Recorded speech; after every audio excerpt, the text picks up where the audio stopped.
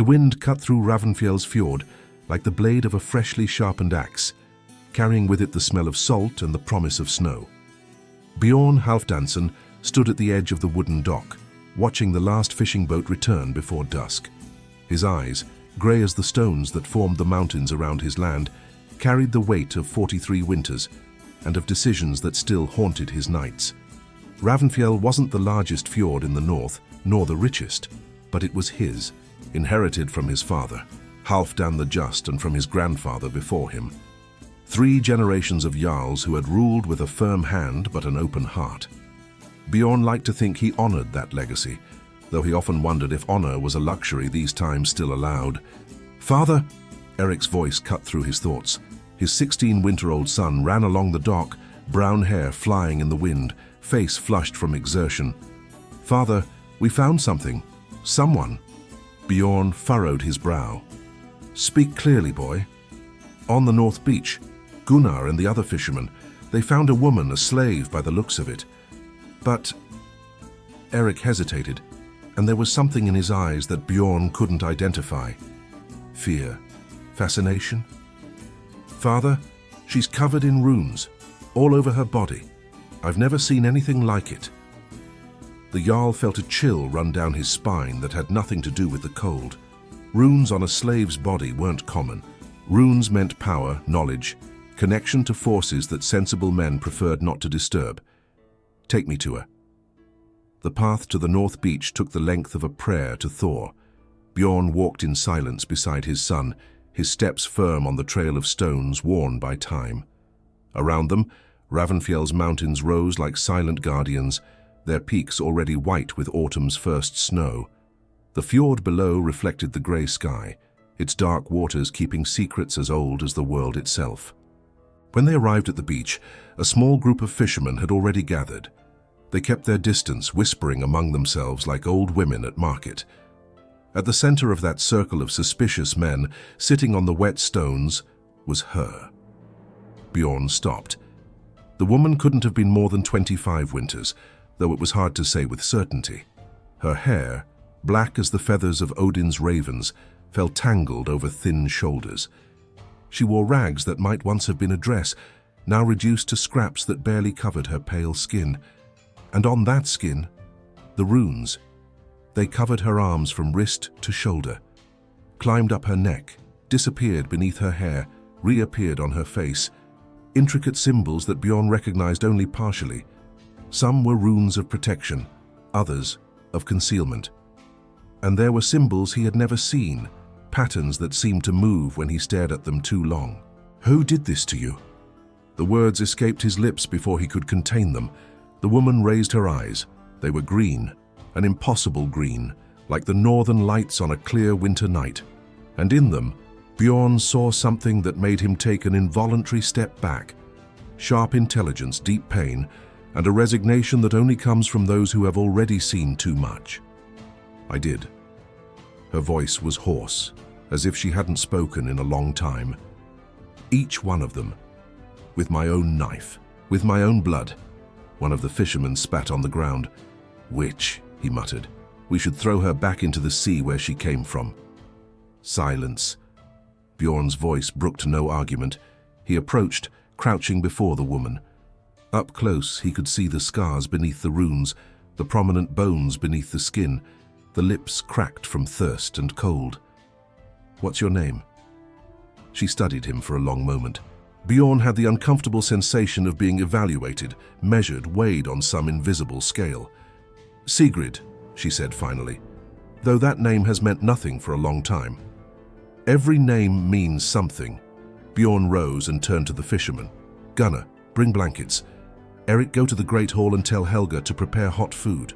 Soup, bread, mead." "Father," Eric began to protest, but Bjorn's look silenced any objection. "Now, son." As the men dispersed to carry out his orders, Bjorn removed his own bearskin cloak, a gift from his late wife Astrid in the last winter before fever took her, and placed it over Sigrid's shoulders. She trembled at the touch, like a wild animal unaccustomed to gentleness. "Why are you doing this?" she asked. "You don't know what I am. You don't know what danger I bring." I know you're a woman who is cold and hungry in my land, Bjorn replied simply. The rest can wait. Something changed in her eyes then. A crack in the armor of indifference, a glimpse of something fragile hidden beneath layers of survival. But it vanished as quickly as it appeared, replaced again by caution. The men who hunt me don't stop, she said quietly, almost a whisper. They never stop. Then they'll have to go through me first.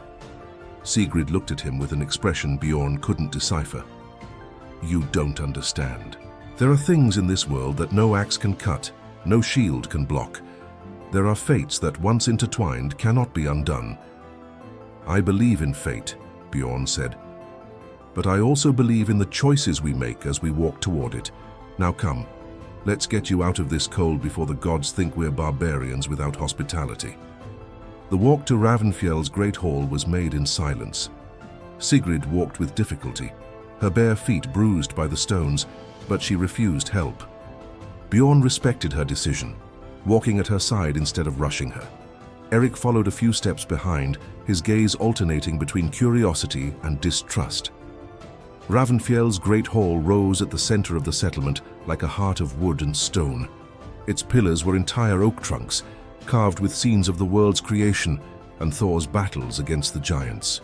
The ceiling, high enough for the smoke from the central fires to rise and escape through the openings, was supported by beams that had witnessed 3 generations of feasts, councils, judgments, and mourning. When they entered, warmth enveloped Bjorn like the embrace of an old friend. Helga, the steward who had served his family since before his birth, had already prepared everything according to his instructions. A bowl of steaming soup waited on the main table, beside fresh bread and a horn of mead. Sit, Bjorn indicated the place closest to the central fire. Eat, rest, we'll talk later. Sigrid looked at the food as if it were a trap. Then, slowly, she sat. Her hands trembled when she picked up the bread, trembled so much that she needed both hands to bring it to her mouth. The first bite was followed by silent tears that rolled down her rune-tattooed cheeks. Bjorn looked away, giving her privacy in her vulnerability. He went to the window and observed the fjord outside, where the last lights of day painted the waters red and gold. Jarl Bjorn. Helga's voice sounded at his side, low so as not to be heard by the stranger. The men are talking. They say she's a Völva, a witch from the north. They say bringing her here is inviting disaster. The men talk too much. Perhaps, but there's truth in their fears. Those runes. Helga shuddered. They're ancient. Older than our faith, older than our gods, perhaps. I saw similar runes only once when I was young, on a man who came from the east, beyond the mountains at the end of the world. He died 3 days after arriving at our village, and with him half the cattle. Are you suggesting I should let her die of cold? Helga sighed. I'm suggesting you be careful, my jarl. Compassion is a virtue, but so is prudence. Bjorn didn't respond. He continued looking through the window, his thoughts as turbulent as the fjord's waters in a storm. He had learned over his years that the world was rarely simple, that seemingly small choices could echo for generations, that kindness sometimes had consequences as severe as cruelty. But he had also learned that a man who abandons his principles out of fear is no man at all. When he returned to the table, Sigrid had finished eating. Color was beginning to return to her cheeks, and her eyes, though still cautious, seemed less wild. Thank you, she said, and for the first time her voice carried no reservation, only simple, pure gratitude. No need to thank me. It's just bread. Sigrid shook her head slowly. It's not just bread, it's choice. And some choices once made cannot be undone. She looked directly into his eyes, and Bjorn again felt that sensation of being seen completely. You are a good man, Bjorn Halfdansson. A just man. Your father would be proud. You knew my father? No. A sad smile curved her lips. But I know the signs, and I know the paths of fate better than I'd like. She stood, swaying slightly. May I rest now? Tomorrow. Tomorrow I'll need to tell you everything. You deserve to know what storm you've just sailed into. Bjorn nodded. Helga will take you to the guest quarters. Rest. Tomorrow we'll talk." But as he watched Sigrid walk away, supported on Helga's arm, Bjorn couldn't shake the feeling that something fundamental had changed. That with a simple act of kindness, bread offered to a stranger, he had set in motion gears he could not control. That night he slept poorly. He dreamed of ravens circling over Ravnfjell, of the sea stained red, of a woman covered in runes whispering words in a language he didn't know, but somehow understood. He woke before dawn, covered in cold sweat, and that's when he heard the screams. He ran outside the great hall, his heart thundering in his chest. The sky was still dark, but on the eastern horizon, the first lights of dawn were beginning to paint the world grey. And against that pale backdrop, Bjorn saw something that made his blood run cold. Sails. Hundreds of sails. "By the gods!" Eric appeared at his side, his voice trembling. "Father, there are... How many are there?" Bjorn didn't answer. He couldn't. His mind struggled to process what his eyes were seeing. Drakkars. Not 10, not 20, not 50. More. Far more. Their prows carved with dragons and serpents cut through the fjord's waters like predators circling their prey. Their sails, dyed red and black, caught the first rays of the rising sun. A war fleet. The largest Bjorn had ever seen in his entire life. 200, Sigrid's voice sounded behind him. When he turned, she stood at the hall's entrance, her face pale as the mountain snow. 200 ships, 100 from my father, who comes to rescue me, 100 from Jarl Hagen, who comes to recapture me. She looked at him, and in her green eyes there was guilt and despair. "I warned you that I brought danger, Bjorn Halfdansson, but you chose compassion." Bjorn looked at the ships, then at his son, then at the rune-covered woman he had fed the night before. "Who are you?" he asked, his voice low but firm. "Who are you really?" Sigrid took a deep breath. "I am Sigrid Haraldsdottir, daughter of Harald, king of the northern lands, the Völva who fled, the prophetess who refused to be any man's weapon."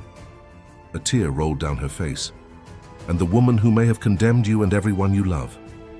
The sun rose behind the 200 ships, staining the fjord gold and blood. And Bjorn Halfdansson, Jarl of Ravnfjell, son of Halfdan the Just, felt the weight of fate settle on his shoulders as never before. Fate is written in the stars, but courage defines how we face it. Before we continue this journey, if you want to discover what happened to Bjorn, hit that like button. And if you're not subscribed yet, do it now. Trust me, you don't want to miss what comes next. Ravnfjell's great hall had never felt so small. Bjorn stood before the central fire, arms crossed over his chest, watching Sigrid with eyes that demanded truth. Around him, his closest advisors formed a tense semicircle. Torsten, the master-at-arms, with his grizzled beard and scar running from forehead to chin. Ivar, the shipwright, whose calloused hands never stayed still. And Helga, who had refused to leave, even when Bjorn suggested the conversation was for men only. "Speak," Bjorn said. "Tell me everything, and spare no details." Sigrid sat on the bench closest to the fire, the bearskin cloak still over her shoulders. In the firelight, the runes on her skin seemed to move, dance, breathe. She kept her hands clasped in her lap, fingers pressed together hard enough to turn the knuckles white. "I was born with my eyes open," she began, her voice low but clear. "That's how my people describe those who see beyond the veil, those who hear the whispers of the Norns, those who sometimes glimpse the threads of fate before they're woven." "A Völva," Torsten grumbled. "Sorceress." "Prophetess," Sigrid corrected without irritation. "There's a difference, though few understand it. I don't control what I see. I don't choose the visions. They come when they want, show what they wish. I am merely a window, a broken mirror that reflects fragments of possible futures." "Possible futures?" Eric spoke for the first time since the meeting began. He leaned against one of the pillars, trying to look mature, though his eyes betrayed the excitement and fear of a youth facing something greater than himself. Sigrid nodded. "Fate is not a single line, young one. It's a river with many tributaries. Each choice creates new paths, new possibilities. The Norns weave, yes, but even they cannot predict every knot in the fabric." "Philosophy," Ivar interrupted impatiently. "We need facts. Why are 200 ships in our fjord?" Sigrid closed her eyes for a moment. When she opened them again, something in them had changed, an ancient, deep pain that Bjorn recognized. It was the same pain he saw in the mirror when he thought of Astrid. My father, Harold, has ruled the northern lands for 30 years. He's a just but ruthless king, respected by some, feared by many. When I was a child, he discovered my gift. At first, he thought I would be a blessing, a daughter who could see the future, advise his decisions, warn him of dangers. But he soon realized the truth. What truth? Bjorn asked. That I couldn't be controlled. A bitter smile curved Sigrid's lips. My visions didn't come on command, and when they came, they didn't always show what he wanted to see. Once, I refused to tell him a prophecy about an imminent battle. He lost the battle, lost 2 brothers. He never forgave me. So your own father hunts you? Not out of hatred, out of necessity, perhaps. Or so he justifies it. When I turned 20 winters, I decided to leave. I wandered the north for 2 years, offering my visions to whoever needed them, never staying in one place for long. That's how I came to the lands of Jarl Hagen. The name made Torsten straighten. Hagen Bloodbeard, the butcher of Skagen. Sigrid nodded slowly. The same. I arrived at his village on a stormy night, seeking only shelter. But Hagen heard of my gifts, and Hagen... She shuddered. Hagen is a man who knows no limits when he wants something. What did he do? Bjorn's voice was low, dangerous. He kept me prisoner for 3 years. The words came out flat, devoid of emotion, as if they were about someone else. Not as an ordinary slave. I was treated well, fed, clothed, but never free. He wanted my visions. He wanted me to tell him which battles to win, which alliances to form, which enemies to eliminate. And when I refused, she touched one of the runes on her arm. I discovered that pain sometimes forced the visions. He discovered it too. A heavy silence fell over the hall. Even Torsten, who had seen enough horrors for a dozen lifetimes, looked away. The runes, Bjorn said finally. You said you made them yourself. To protect myself. Sigrid raised an arm, showing the intricate symbols. Each one is a shield, against pain, against fear, against forced visions. It took me 2 years to complete them. 2 years of nights when I pretended to sleep, using a stolen knife and my own blood as ink. When the last rune was done, Hagen couldn't tear visions from me anymore, no matter what he did. And then you escaped, Eric said. 3 moons ago. I stole a small boat during a storm. I sailed without direction, letting the wind guide me. The runes protected me, but they also weakened me. When I reached your shores, I could barely stand. Bjorn processed the story in silence. He looked through the window where the 200 ships remained anchored at the fjord's entrance, a silent threat waiting. Your father and Hagen, he said slowly. Are they allied? Sigrid let out a bitter laugh. Allied? No, they hate each other. My father comes to rescue me because I'm his daughter, and because in his lands I'll once again be his prisoner, even if in a golden cage. Hagen comes to recapture me because he invested 3 years in breaking me, and won't accept losing. They sailed separately, but the coincidence of arriving together... She shook her head. Perhaps it's not coincidence. Perhaps it's fate laughing at all of us. And now they're both in my fjord, Bjorn said, with combined forces larger than anything I could gather. Ravnfjell has 30 warriors, Torsten informed, his voice grave. 40 if we count the boys of fighting age, and the old men who can still raise a sword. Against 200 ships. He didn't need to finish. They won't attack immediately, Sigrid said.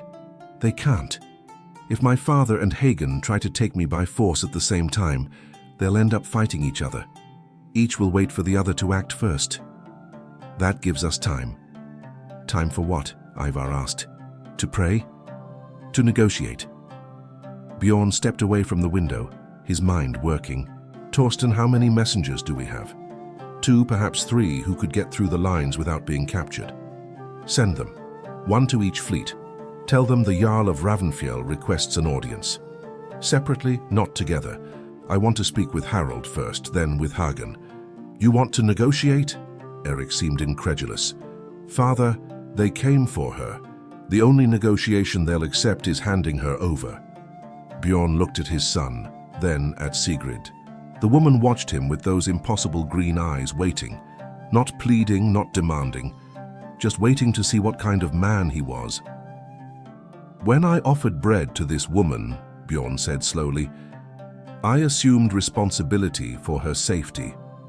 That's how hospitality works in Ravnfjell. That's how it worked in my father's time and his father's before him. If I hand her over now, I'll be no better than a merchant selling cattle."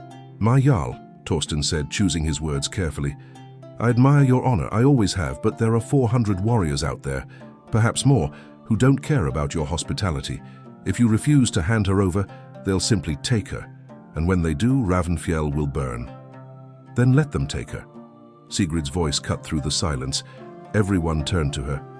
"Jarl Bjorn, you showed me kindness when you didn't have to. I won't let your people suffer on my account. If you hand me over to my father..." "No." The word came out before Bjorn could think. Firm, final. "My jarl," Torsten began.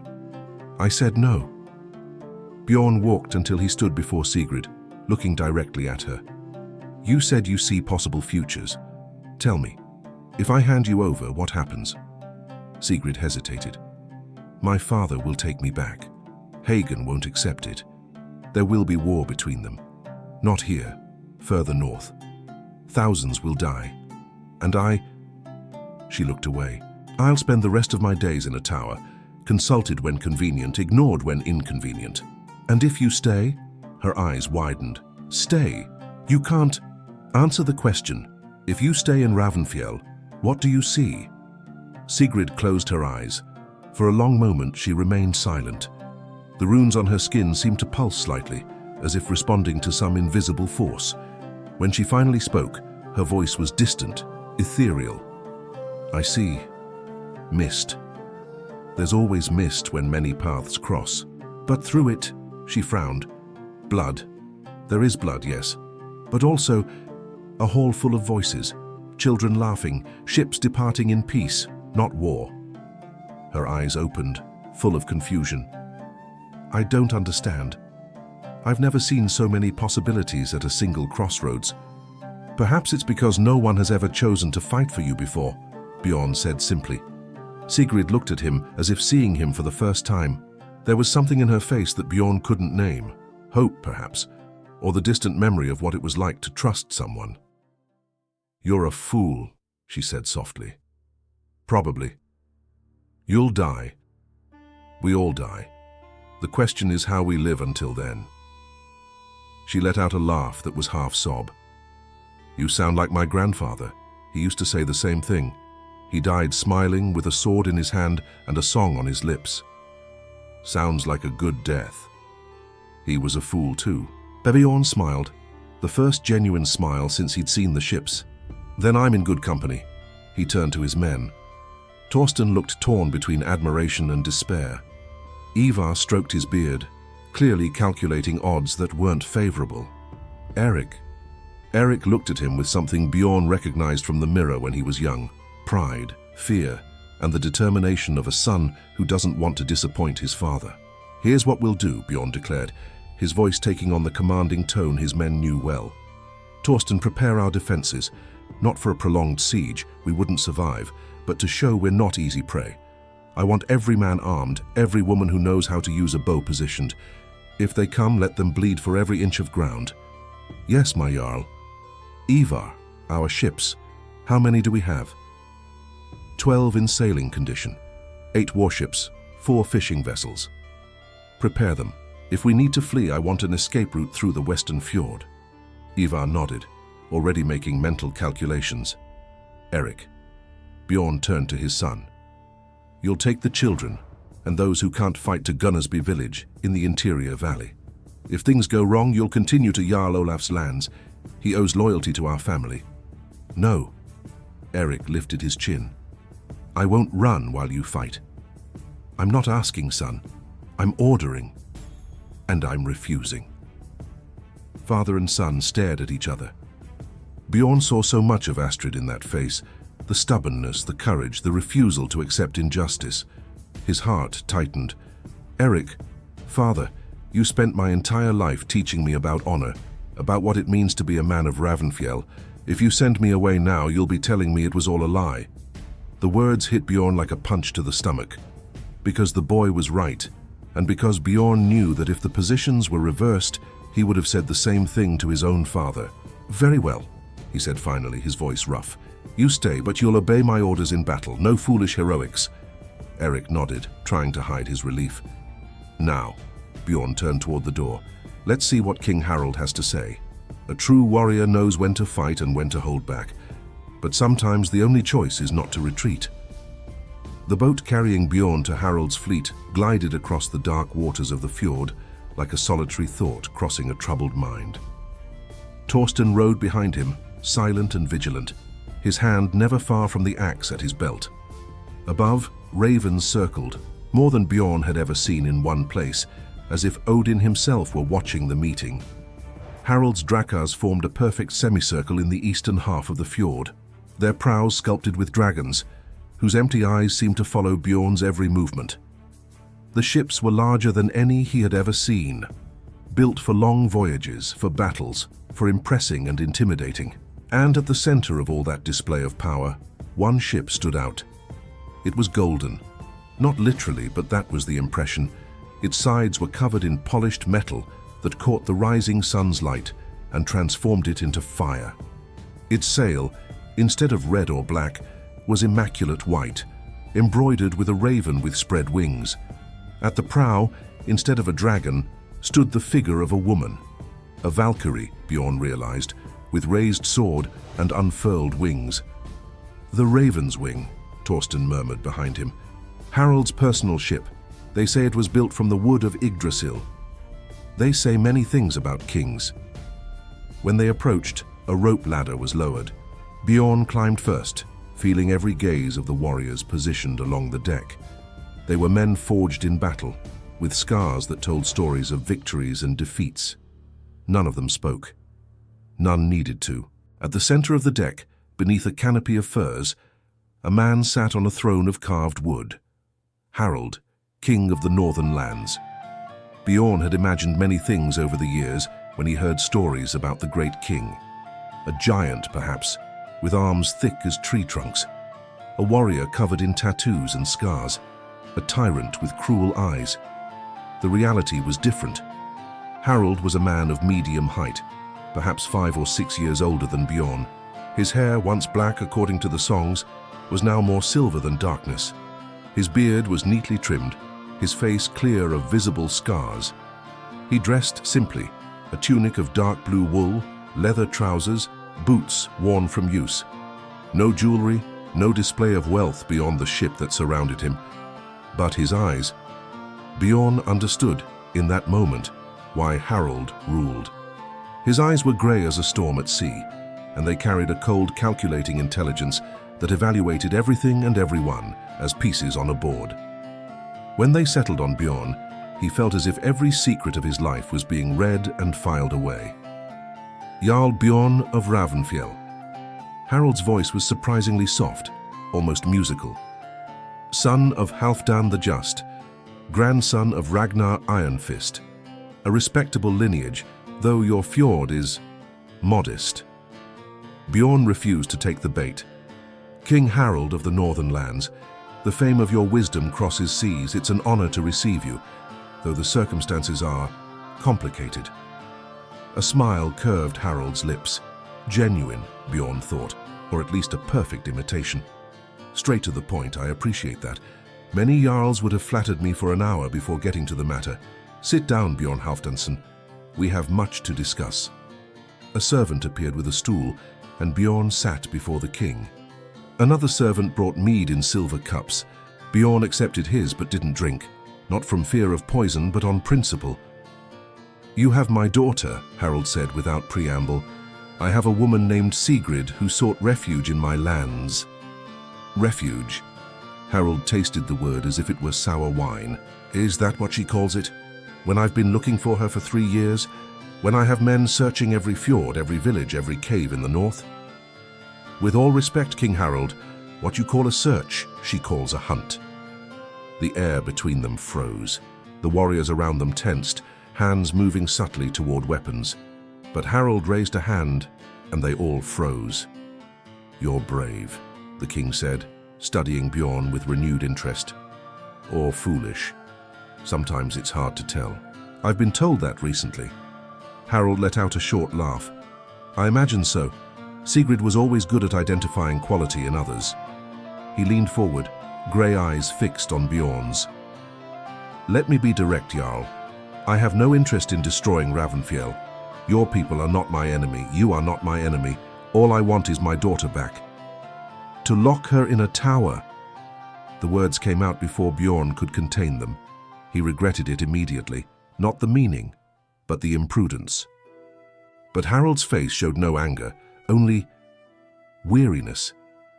"So she told you her version." "She told facts. I interpreted as I wished." Harald sighed, and for a moment the mask of the king fell. Bjorn saw briefly only a father who hadn't slept well in years, who carried guilt he wouldn't admit, who loved and hated in equal measure. "Sigrid has the most powerful gift I've ever seen in a Völva," Harald said, his voice low now, almost intimate. "When she was a child, she predicted my wife's death 3 months before it happened. Every detail, the fever, the blood, the last breath. I tried to change fate.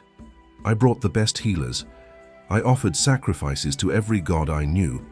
And still, fate cannot be avoided. No, but it can be faced with open eyes." Harald emptied his cup in one gulp. "When I realized what Sigrid could do, yes, I tried to use her. What father wouldn't try? What king would waste such a resource? But she refused. She said the visions weren't meant to be used as weapons, that showing someone too much about their own future was a cruelty worse than death. She seems wise. She's stubborn. But there was affection in the word. Like her mother. Like me, though it pains me to admit." Harald stood, walking to the side of the ship to look at the fjord's waters. "When she fled, I thought she'd be back in weeks, months at most. I thought the world out there would show her that my protection was a gift, not a prison. And instead she fell into Hagen's hands." Harald's voice hardened. 3 years. 3 years in that monster's grasp. When I finally learned where she was, I prepared 100 ships. I would have prepared 1,000 if necessary. But before I arrived, she escaped again, and now she's here, in your modest fjord, under your protection. "It's not my protection she seeks," Bjorn said carefully. "It's her freedom." "Freedom." Harald exhaled slowly. "Do you know what happens to Völvas who wander free through the world, Jarl Bjorn? They're hunted, used, discarded when they're no longer useful. Hagen isn't the only predator out there. He's just the most obvious. And you would be different." "I am her father." Harald turned, and in his eyes was something Bjorn hadn't expected. Desperation. "I don't want her visions. Not anymore. I just want to know she's safe. That she eats. That she sleeps. That she's not suffering in some butcher's hands. She's safe in Ravnfjell. For how long? You have 30 warriors. Hagen has 100 ships on the other side of this fjord, each one full of men who would do anything for a chance to recapture her. You can't protect her, not truly, not forever." Bjorn stood facing the king as an equal. "I can protect her today, and tomorrow I'll protect her again. It's all any man can do." Harald studied him for a long moment. "You really believe that?" "I live it." The silence stretched between them. Bjorn could hear the waves beating against the hull, the ravens cawing above, the tense breathing of the warriors around them. Finally, Harald nodded slowly. "There's a third option," the king said. "One you may not have considered. Speak. Sigrid will never agree to return to my lands. I know that. After 3 years under Hagen, she'll never trust another man who tries to control her. But," Harald paused, choosing his words, "if she chose to stay somewhere of her own will, if there were a place where she felt safe, where she was respected, not used." Bjorn frowned, not understanding. "You're a widower, Jarl Bjorn. No wife, no marriage alliance to strengthen your position. Ravnfjell is small, vulnerable. If you had the support of the northern lands, understanding struck Bjorn like lightning. You're suggesting a marriage? Harold didn't look away. Not for politics, not for power, but because my daughter, for the first time in 3 years, is in a place where someone showed kindness without expecting anything in return. That means something. She's known me for less than a day, and she already trusts you more than she's trusted me in 25 years. There was bitterness in the words, but also acceptance. If she agrees, and only if she agrees, you would have the protection of the northern lands. No jarl would dare touch Ravnfjell, not even Hagen. And in return? Nothing. Harold raised his hands. You would allow me to visit my daughter from time to time, meet my grandchildren if the gods bless you. That's all I ask. Bjorn sat down again, his mind spinning. It was an offer too generous to be true, or too genuine to be false. With Harold, it was probably both. I can't answer for her, he said finally. I don't have that right. I know, but you can present the possibility. Let her decide, and if she refuses? Harold closed his eyes. Then I'll continue being the father she avoids, and you'll have to find another way to deal with Hagen. Bjorn thought of Sigrid, of her green eyes, of her pain, of her strength. I'll present the offer, he said, but the decision is hers. And if she says no, will you respect that? You have my word. A king's word is worth much until it's broken. Harold smiled, a sad, tired, but real smile. You really are Halfdan the Just's son. He would say the same thing. The king extended his hand. You have my word as a father, it's all I can offer. Bjorn hesitated only a moment. Then he clasped the king's hand. As he rode back to Ravnfjell, feeling the weight of Harold's gaze on his back, Bjorn thought about what he had just done. He had entered that conversation expecting threats, demands, ultimatums. Instead, he found a desperate father, a proposal of alliance, and more questions than answers. The most disturbing thing was that he believed Harold, and that more than any army frightened him. Because when kings are sincere, it usually means the situation is far worse than it appears. Honor is worth more than life itself, but sometimes the price of honor is higher than we imagine. The second boat departed at midday, when the sun struggled to break through the heavy clouds gathering over the fjord. This time, Bjorn didn't go alone. Eric had insisted on accompanying him, and after a brief argument, Bjorn had relented. The boy needed to see with his own eyes the kind of man they faced. Hagen's fleet occupied the western half of the fjord, and even from a distance Bjorn could feel the difference. Where Harold's ships were organized, disciplined, a display of calculated power, Hagen's Drakkars looked like a pack of hungry wolves waiting for the moment to attack. They were positioned in irregular groups, some so close their sides almost touched. Warriors shouted from ship to ship, gambling, drinking, fighting. And at the center of all that chaos, one ship stood out for its brutality. There was no gold, no silver, no elaborate decorations. The hull was black as coal, stained with what Bjorn suspected was old blood never cleaned. The prow had no dragon or Valkyrie, only a human skull, real, held by rusted chains. And the sail? By the gods, Eric whispered. The sail was made of skins sewn together irregularly, some still with fur, others stretched until almost translucent. Bjorn didn't want to think about where they came from. The soul devourer, Torsten said behind them. The old warrior had insisted on coming too, armed to the teeth despite the truce flag they carried. That's what Hagen calls his ship. Imaginative, Eric muttered, but his voice betrayed nervousness. When they approached, no ladder was lowered. Instead, rough hands pulled them aboard, laughing at their expressions. Eric stumbled, nearly falling, and one of the warriors spat at his feet. "Puppies come to bark at the wolf," the man mocked. "Watch your tongue," Torsten growled, "or I'll remove it for you." The warrior raised his fist, but a voice cut through the air. "Enough!" It wasn't a shout. It didn't need to be. The word was spoken in the tone of someone who knows he will be obeyed, and he was. Hagen Bloodbeard approached across the deck, and Bjorn immediately understood where the name came from.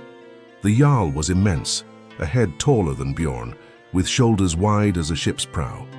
His arms, exposed despite the cold, were covered with scars that formed almost decorative patterns, as if each wound had been preserved as a trophy. His beard, thick and tangled, was dyed dark red, not by nature, Bjorn realized, but by dried blood deliberately left there. But it was the eyes that truly disturbed Bjorn. They were blue, light blue, almost pale, like ice on a winter day, and completely empty. There was no cruelty in them, no hatred, no pleasure, just nothing. It was like looking into a bottomless well.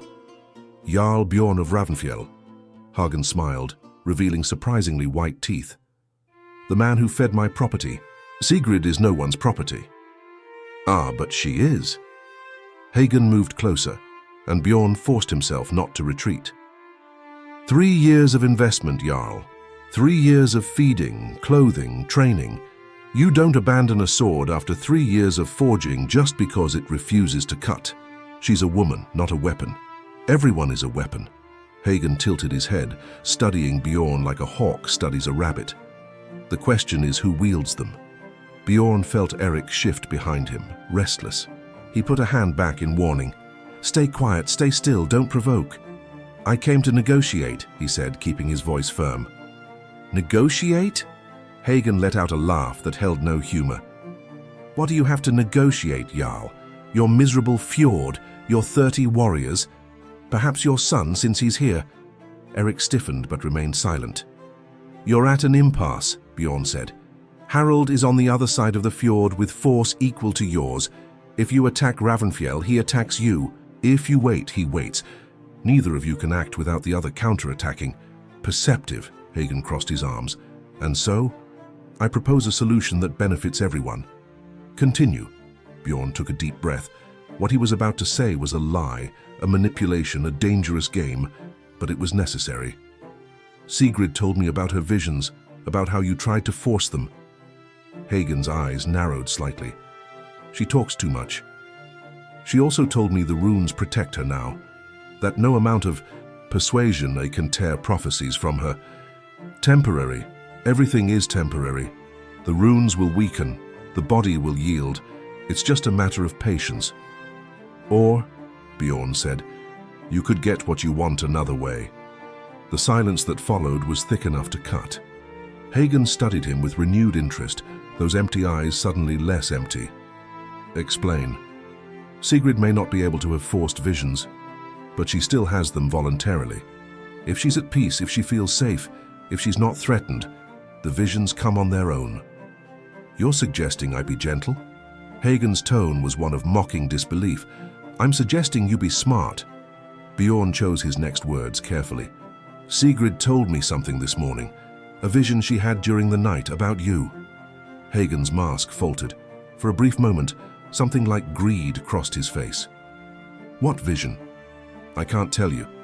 She made me swear, but I can say it involves your next raids, success or failure, wealth or ruin. Hagen stepped forward, and even Torsten instinctively retreated. You're playing with me, Jarl. I'm offering a trade. Bjorn held his gaze steady. You withdraw. Return to your lands, leave Sigrid alone. In exchange, she agrees to send messages, genuine visions when she has them, about matters that might interest you. And why would she do that? Because it's the alternative to being hunted for the rest of her life. And because despite everything you did to her, Sigrid isn't cruel. She doesn't want your destruction, just your absence. Hagen stood silent for a long moment. Bjorn could almost see the gears turning behind those empty eyes, calculating, evaluating. Interesting, the butcher said finally. But not enough. Visions from a distance are useless. They could be lies, half-truths, manipulations. I need guarantees. What kind of guarantees? You. Hagen smiled, and it was the most disturbing thing Bjorn had ever seen. You stay with me, as a hostage. If the visions are true, you live. If they're false, he shrugged.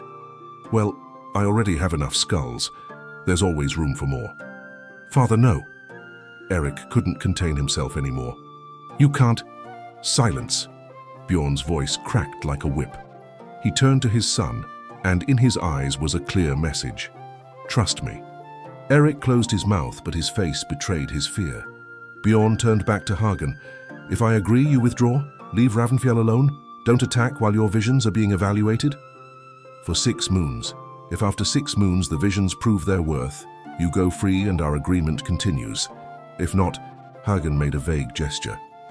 Well, it was a trap. Bjorn knew it was a trap, but he also knew he needed time. Time for Sigrid to decide. Time to find another way out. Time for the impasse to resolve itself somehow. I need to consult my council, he said, and Sigrid. You have until sunset tomorrow. Hagen turned away, already losing interest. After that, I decide for you, and my decisions tend to be permanent. The journey back to Ravnfjell was made in tense silence. Eric rode with fury, each stroke expressing what he couldn't say in words. Torsten kept his eyes on the horizon, jaw clenched.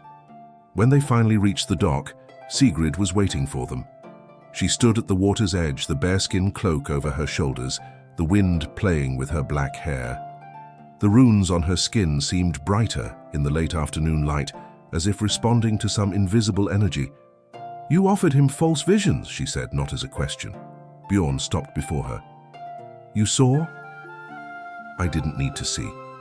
I know Hagen, and I know men who would do anything to protect their own. Her green eyes studied him. You intended to sacrifice yourself. I intended to buy time. It's the same thing. Sigrid shook her head. Hagen wouldn't keep the agreement, even if the visions were true, and they wouldn't be, because I refused to help him in any way. He would find an excuse. Men like that always do. Then what do you suggest? Sigrid looked at the fjord, at the 200 ships divided into 2 enemy fleets. My father came to see me this morning, while you were with Hagen.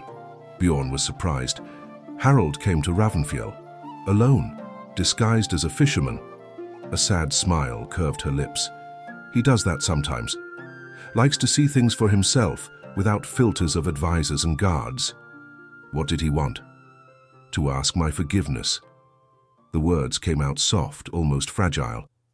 For the first time in 25 years, my father knelt before me and asked forgiveness, not for wanting me back, for not protecting me from Hagen, for not being the father I needed. And did you forgive him? Sigrid was silent for a long moment. A tear rolled down her tattooed cheek, following the path of an ancient rune. I don't know, she admitted. But perhaps it's time to try. She turned to Bjorn, and in her eyes was a determination he hadn't seen before. My father told me about the marriage proposal, about the alliance he offered. Bjorn's heart raced. Sigrid, I know. She raised a hand. You didn't ask for anything. You expected nothing, and that's why... She took a deep breath. That's why I'm considering it. The words hung in the air between them, charged with possibility. You've known me for 2 days, Bjorn said finally. I knew my last husband for 2 years before the marriage. He beat me every night. Sigrid didn't look away. Time means nothing, Bjorn Halfdansson. Choices mean everything. And you, in 2 days, have made more choices in my favor than any man in my entire life. I didn't do anything special. Exactly. She moved closer, and Bjorn could feel the warmth of her skin despite the cold. You didn't do anything special, just what was right. For you it was natural, for me it was extraordinary. Eric and Torsten had discreetly moved away, giving them privacy. The sun continued its descent, painting the sky orange and red. If I accept, Sigrid continued, it won't be for protection. It won't be for alliance.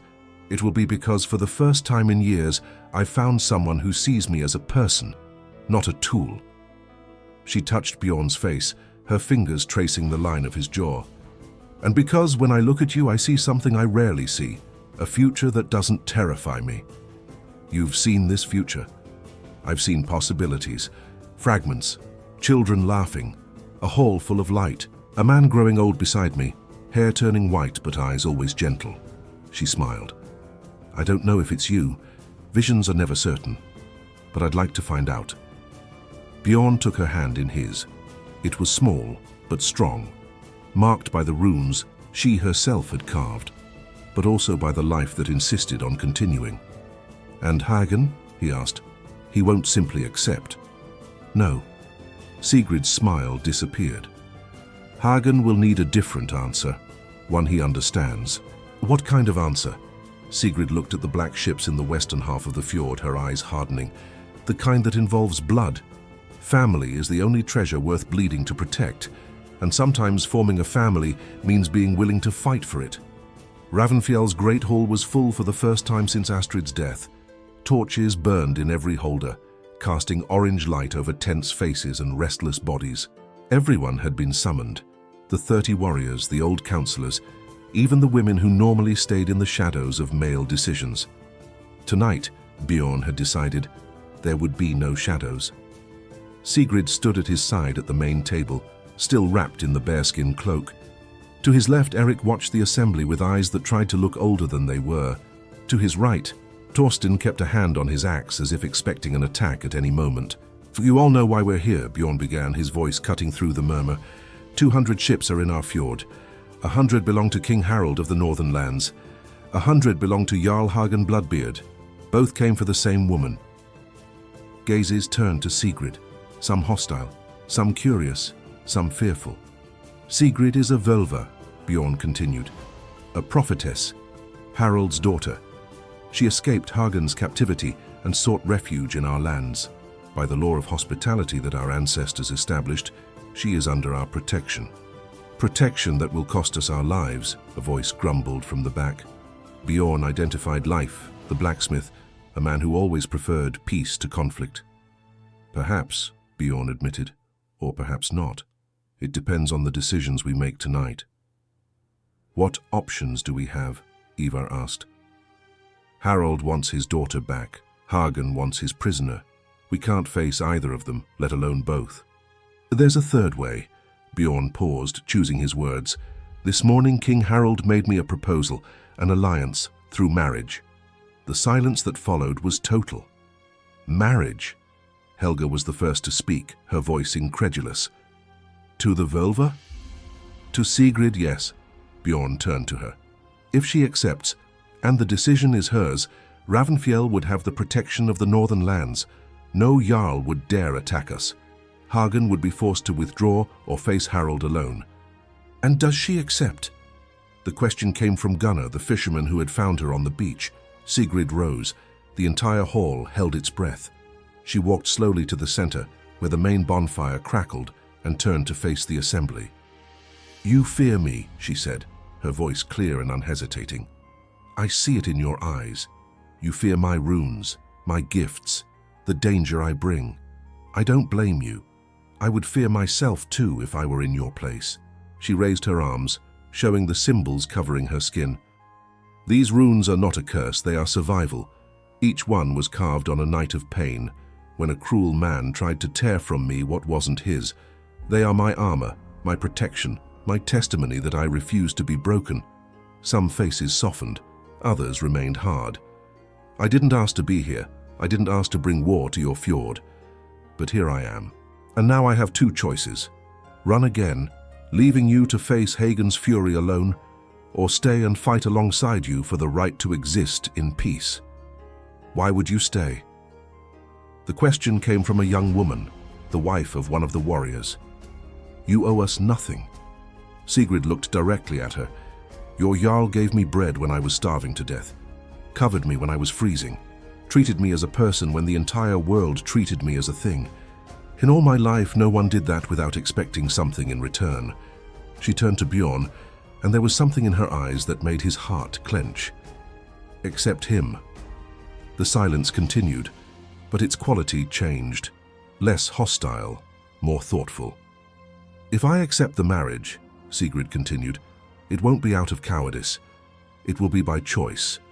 The choice to build something instead of running. The choice to have a home, a family, a purpose beyond surviving. And the choice to use my gifts not for destruction, but for protection. Can you see our future?" The question came from a child who had escaped his mother's arms, a boy of no more than 8 years. Sigrid knelt before him, bringing herself to his level. sometimes fragments, possibilities. What do you see for Ravnfjell? The Völva closed her eyes. The entire hall seemed to hold its breath. When she spoke again, her voice was distant, ethereal, as if coming from very far away. I see snow falling over the fjord. I see a hall full of laughter and music. I see children playing on the beach stones, learning to fish, to fight, to love. I see old men telling stories by the fire, passing wisdom to the young. She opened her eyes, which shone with tears. I see a future, not guaranteed, not easy, but possible. The boy smiled. That's good. It is. Sigrid touched his face gently. It's very good. She rose and turned to Bjorn. I accept your proposal, Jarl Bjorn Halfdansson, if you still make it. Bjorn stood from his place and walked to her. The hall watched in reverent silence as he took her hands in his. Sigrid Haraldsdottir, I accept you as wife before the gods and this people. I swear to protect you, honor you, and treat you as an equal until hell separates us. And I accept you as husband, Bjorn Halfdansson. I swear to be loyal, to be true, and to use my gifts for the good of our family until the Norns cut my thread. Applause erupted through the hall, hesitant at first, then stronger. It wasn't unanimous, Bjorn could see, but it was acceptance. Enough to begin. Now, he said, raising his voice above the noise, we have work to do. The marriage resolves half the problem. Harald will accept the alliance, but Hagen won't accept anything, Torsten completed. The man is a rabid dog. He only understands one language. Then we'll speak that language. Bjorn turned to Sigrid. You said Hagen needed an answer he would understand. What did you mean? Sigrid hesitated. Hagen respects only strength, not brute force. He has more of that than anyone here. But strength of will, determination, the willingness to lose everything rather than yield. You're suggesting we challenge him? I'm suggesting we provoke him. Sigrid walked to the window, looking at the ships in the darkness. Hagen is proud, arrogant. He believes no one would dare face him directly. If someone did, if someone humiliated him before his men, he would lose control, Bjorn completed, beginning to understand. Exactly. And when Hagen loses control, he makes mistakes. Mistakes that can be exploited. What kind of provocation do you have in mind? Sigrid turned, a dangerous smile curving her lips. The kind that involves a Völva, a dueling field, and a prophecy he can't ignore. The plan that developed over the following hours was risky. More than risky, it was madness. But it was also the only chance they had. Sigrid would send a message to Hagen, not a surrender, not a negotiation. A prophecy, a vision she would claim to have had about him, a vision of death, of defeat, of humiliation, a vision so specific and so devastating that Hagen wouldn't be able to ignore it. And when he came demanding explanations, Bjorn would face him, not in battle, that would be suicide, but in Holmgang, the sacred duel, one against one, until one yielded or died. By ancient law, the winner would have right to the loser's claims. You can't beat him in combat, Torsten said, his voice heavy with concern. Hagen is the best warrior I know. He's killed more men than all of us combined. I don't need to beat him, Bjorn replied. I just need to not lose. It's the same thing. No, it's not. Bjorn picked up his axe, feeling the familiar weight in his hands. Holmgang has rules, 3 shields for each combatant. When all 3 break, the duel can be ended without dishonor. If I can hold out long enough, break his shields while keeping mine. He'll kill you anyway, Eric interrupted, his voice trembling. Father, please, there has to be another way. Bjorn looked at his son. He saw so much of Astrid in him. The passion, the fear, the fierce love that didn't know how to express itself. Eric, he said softly, when your mother died, you asked me why I didn't fight harder, why I accepted her passing. Do you remember? The boy nodded, eyes wet. There was nothing to fight against. The fever wasn't an enemy I could face with an axe. But this, Bjorn gestured toward the window, toward the ships, toward the world beyond. This I can face. For the first time since she left, there's something worth fighting for, something worth dying for, perhaps. I'd rather you live. So would I. Bjorn pulled his son into an embrace. and I'll try. But if I can't, you'll be ready. I know you will." The embrace lasted longer than either of them would admit afterward. When they separated, both had dry eyes, willpower, not lack of emotion. "There's something you need to know," Sigrid said, approaching, "about the prophecy I'm going to send to Hagen. Is it true?" She hesitated. "Partially. Hagen will die. That's certain. The Norns have already woven that thread. But when? How? By whom?" She shook her head. "There are many possibilities. And one of them is me? One of them is you." Her green eyes met his. "But not the only one, and not the most likely. Then why am I doing this?" Sigrid touched his face, her runes glowing faintly in the firelight. "Because sometimes," she said softly, "the least likely possibilities are the most important ones. Because fate isn't written in stone, it's written in the choices we make. And because you, Bjorn Halfdansson, are the kind of man who can rewrite what the Norns weave." Bjorn covered her hand with his. "You really believe that? I believe in you. That's enough." Outside, the first rays of dawn began to color the horizon. Somewhere among Hagen's ships, a raven cawed, messenger of Odin or just a bird seeking carrion. Perhaps they were the same thing. "So let me ask you, what would you do in Bjorn's place? Would you risk everything for a woman you just met, or surrender to save your people? Tell me in the comments. I read every single one, and if you haven't liked yet, now's the time." The message was sent at dawn, carried by one of the ravens Sigrid had fed the night before. Bjorn watched the black bird disappear toward Hagen's fleet, its wings cutting the cold air like blades of shadow. "Völva's ravens always find their destination," Sigrid said at his side. "It's one of the few certainties I have." "What did you write?"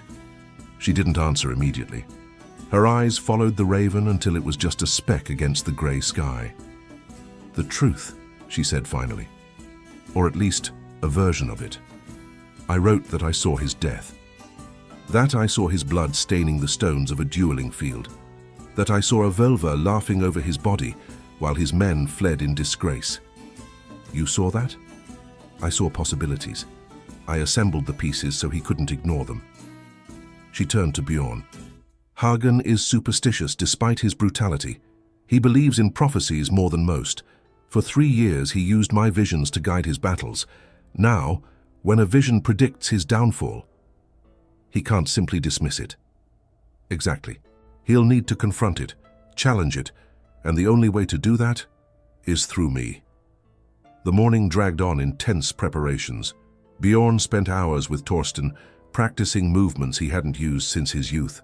His body remembered what his mind had almost forgotten: the dance of combat, the flow between attack and defense, the art of anticipating the enemy. "You're still good," Torsten admitted after a particularly intense round. "But Hagen is better. Then I'll have to be smarter." Smart doesn't stop an axe. It can stop the man wielding it. At midday, the answer came. A boat broke away from Hagen's fleet, cutting through the Fjord's waters toward Ravnfjell. It didn't carry a truce flag, it carried the challenge flag, red as blood, with a skull embroidered in black. The messenger was a thin man with serpent's eyes, clearly chosen for his sharp tongue rather than his sword. "Jarl Hagen Bloodbeard accepts the witch's challenge," he proclaimed from the dock without even stepping off the boat. "Holmgang at tomorrow's dawn. Neutral ground on Raven Island at the Fjord's center. One champion from each side, until one falls or yields." "And if Ravnfjell wins?" Bjorn asked from the dock. The messenger smiled, a thin, cruel smile. "If by some miracle of the gods you prevail, Jarl Hagen will withdraw his ships and renounce any claim over the Völva. But if you fall, Ravnfjell burns. Every man dead, every woman taken, every child sold to southern slavers." Murmurs of fear ran through the gathered spectators. Bjorn silenced them with a gesture. "I accept the terms. Then until dawn, Jarl Bjorn." The messenger gave a mocking bow. "The ravens await their meal." As the boat pulled away, Eric approached Bjorn. "Father, the terms. If you lose, I won't lose. But if you do, Eric. Bjorn turned to his son, holding his shoulders. If I lose, you take our people to Olaf's lands. The ships are prepared. Helga knows the way. Sigrid goes with you. Harold will protect her, and you by extension. I won't run. It's not running, it's survival. And survival is the greatest victory there is. Bjorn pulled his son into a brief but intense embrace. I trust you, Eric, I always have. Now I need you to trust me. The rest of the day passed in final preparations. Weapons were sharpened. Prayers were made. Sacrifices were offered to Thor for strength, to Odin for wisdom, to Tyr for victory in battle. At nightfall, Bjorn retired to his chambers. He needed rest, though he knew sleep wouldn't come easily. He found Sigrid waiting. She sat on the edge of his bed, torches casting shadows over her runes. She had bathed, Bjorn noticed. Her hair was still damp, and the smell of medicinal herbs hung in the air. You should be resting, he said, closing the door behind him. So should you. She stood, approaching. But sleep is hard when tomorrow might be the end of everything. Or the beginning. Always the optimist. She touched his face, her fingers tracing the lines time had carved. There's something I need to tell you. Something I didn't say before. Bjorn waited in silence. When I was Hagen's prisoner, Sigrid began, her voice low, he tried everything to tear my visions from me. Pain, fear, deprivation. Nothing worked after the runes were complete. But there was one night, she shuddered. One night when he tried something different. Sigrid, you don't have to. I do. She raised her eyes, and there was fire in them. He told me that if I didn't cooperate, he would kill everyone I knew, my father, my friends, anyone who had ever shown me kindness, and then, he started to deliver. The tears flowed now, following the paths of the runes. One by one, people I knew, who had helped me in my travels. He found them, sent his men, and sent me pieces as proof. Bjorn felt rage growing inside him, a cold, controlled rage, more dangerous than any fury. Why are you telling me this now? Because tomorrow, you'll face him. Sigrid took his hands. And you need to know who he really is. Not the warrior, not the jarl, the monster. The man who has no limits, no honor, who won't hesitate to use any trick to win. Holmgang has rules. Hagen doesn't follow rules. He uses them when convenient and discards them when not. Sigrid moved closer, her green eyes burning. That's why you can't follow them completely either. If there's a chance to win by means he doesn't expect, you have to take it. You're asking me to be dishonest? I'm asking you to survive. She touched his chest, over his heart. Honor is important, but it's not everything. Sometimes, surviving to fight another day is the greatest honor there is. Bjorn covered her hand with his. What do you suggest? Sigrid hesitated. Then, slowly, she began to untie the laces of her tunic. Sigrid, it's not what you think. She exposed her shoulder, revealing a specific rune, larger than the others, more intricate, located directly over her heart. This rune is special. It took me 6 months to carve it. It's a rune of transference. Transference of what? Luck. She smiled ironically. The ancient Norse believed luck could be passed from person to person, that a lucky man could bless another with part of his fortune. This rune stores luck, all the luck I should have had in the last 3 years, every moment when I narrowly escaped, every decision I made right by instinct. You can transfer it to me? I can. She moved closer again. But there's a cost. The rune will be empty afterward.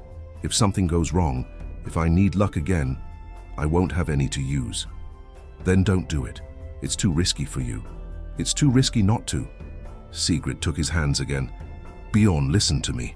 You're the first person in years who made me want a future. If you die tomorrow, I won't have a future to protect. The luck I'm giving isn't a sacrifice.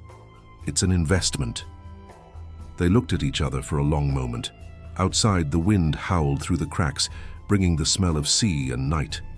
Somewhere, a wolf howled at the waxing moon. How does it work? Bjorn asked finally. Sigrid took a small knife from her belt. Without hesitation, she cut her own palm. Then she took Bjorn's hand and did the same. "Blood with blood," she said, pressing their palms together. "Luck with luck. What was mine is now yours." Bjorn felt something pass between them, not painful but strange, a tingling that began in his hand and spread through his body, warming muscles and clarifying thoughts. When Sigrid pulled away, the rune on her shoulder had faded significantly, still visible, but faint, like an old scar. "It's done," she said, her voice tired. "Now sleep, you have a monster to kill tomorrow." Bjorn pulled her into an embrace, not romantically.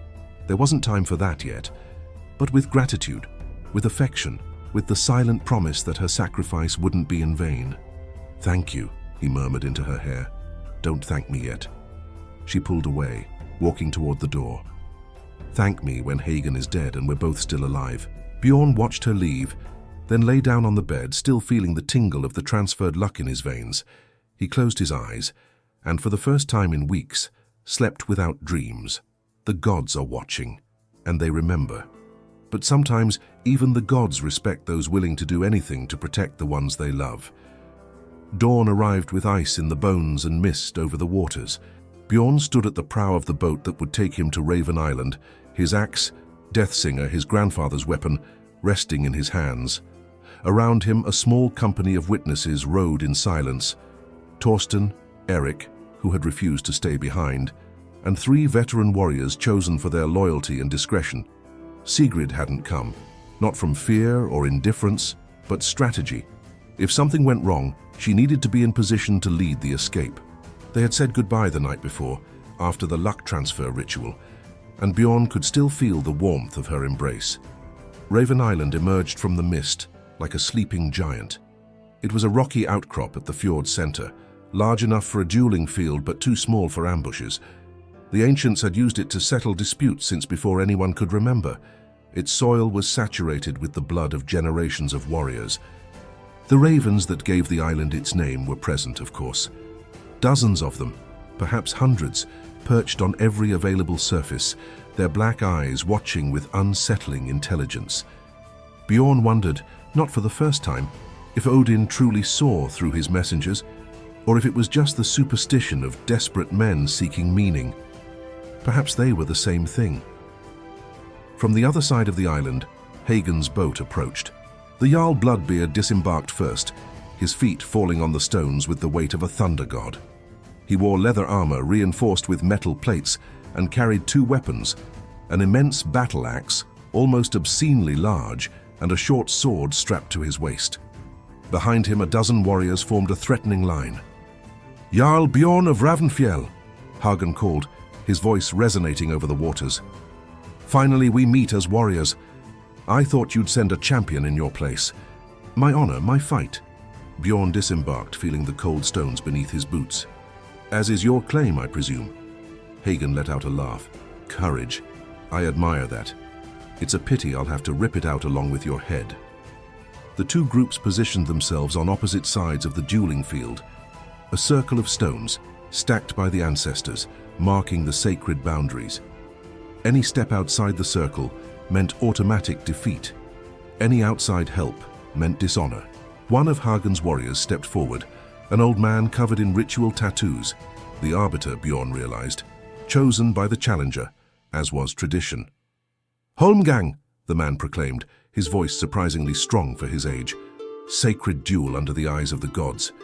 Jarl Hagen Bloodbeard against Jarl Bjorn Halfdansson, 3 shields for each combatant. The fight continues until one dies, yields, or has all shields broken. Servants brought the shields, round of reinforced wood, painted in each Jarl's colors. 3 for Bjorn, red and black. 3 for Hagen, black and white. "Any last words?" Hagen asked, cracking his neck. "Any message for your son? I promise to deliver it personally, before I sell him to the slavers." Bjorn didn't take the bait. He breathed deep, feeling Sigrid's luck pulsing in his veins, and raised his shield. "Let the gods decide," he said simply. The arbiter struck 2 stones together, a sharp sound that echoed across the island, and the duel began. Hagen attacked first, as Bjorn expected. The Butcher of Skagen wasn't known for patience. His axe descended in a devastating arc, and Bjorn barely had time to raise his shield. The impact nearly knocked him down.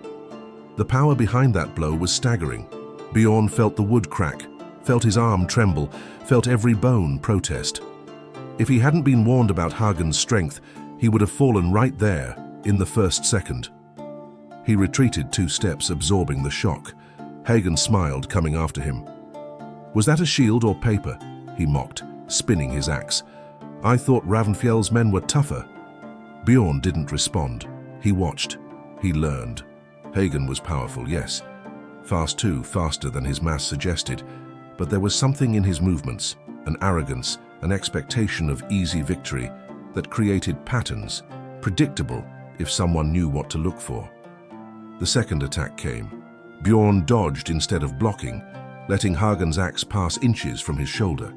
He counterattacked with Deathsinger, aiming for his opponent's exposed side. Hagen blocked, but there was surprise in his eyes. "Quick," he admitted. "Faster than I expected." "You expected little." The third attack was a feint. Hagen pretended to go for the head, then switched to the legs. Bjorn half fell for the trap, managing to dodge at the last moment, but not without cost. The blade cut the side of his thigh, a shallow cut but painful.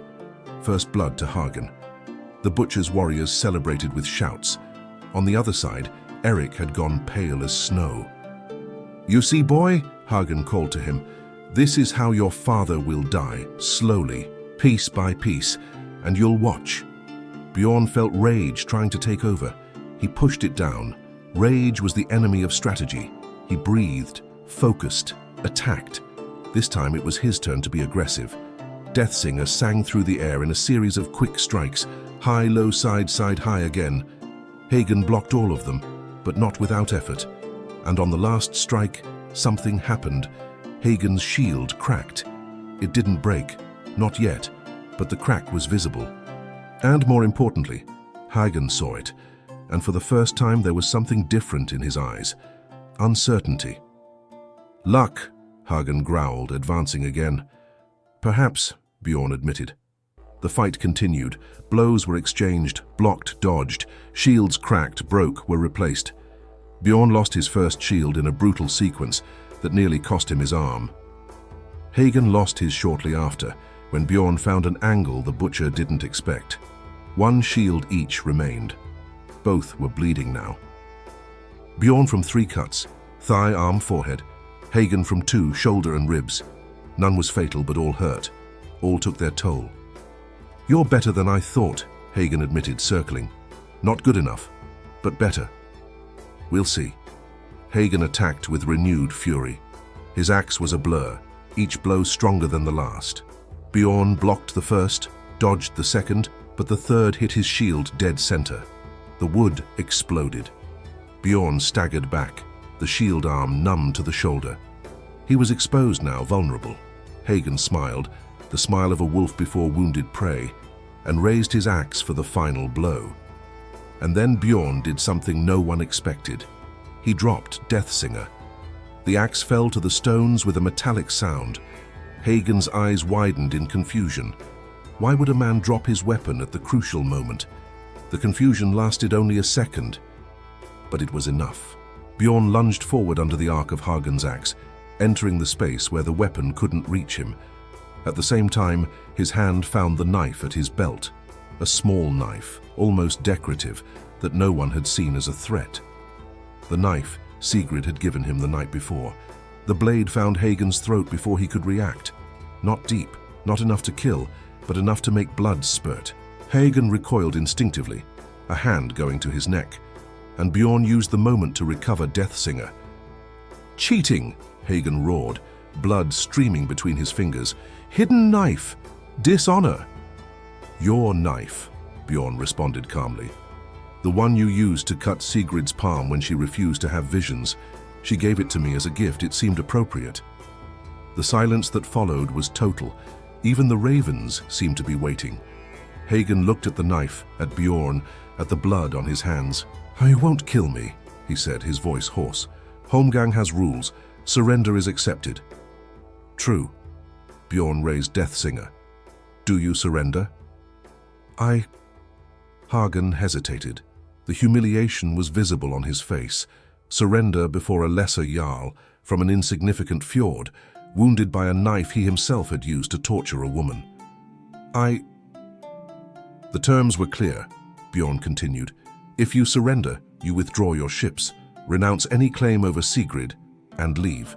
And if I don't surrender, Bjorn stepped forward, then I finish what I started. For a moment, Bjorn thought Hagen would attack anyway. There was madness in those empty eyes, the madness of a cornered animal that prefers dying fighting to accepting defeat. But then, slowly, Hagen lowered his axe. Surrender, he said, the word coming out like poison. Bjorn didn't celebrate. There was no victory in humiliating a defeated opponent, only in surviving. Go, he said simply, and never appear in my waters again. Hagen spat blood on the stones. This isn't over, Halfdansson. You may have won the duel, but there are other forms of war. There will be, Bjorn agreed, but not today. Today, you lost. The Butcher of Skagen turned and walked back to his boat, his men following in shocked silence. No one spoke as the oars beat the water, carrying them back to the fleet that would soon depart. When Hagen's last ship disappeared over the horizon, Eric approached Bjorn. Father, he said, his voice trembling. Father, you did it. Bjorn allowed himself a tired smile. We did it. The knife. You planned that? Sigrid planned it. Bjorn looked at the small blade still in his hand. She said, Hagen didn't follow rules. That I shouldn't either. Seems she was right. She's wise. She is. Bjorn cleaned the knife and put it away.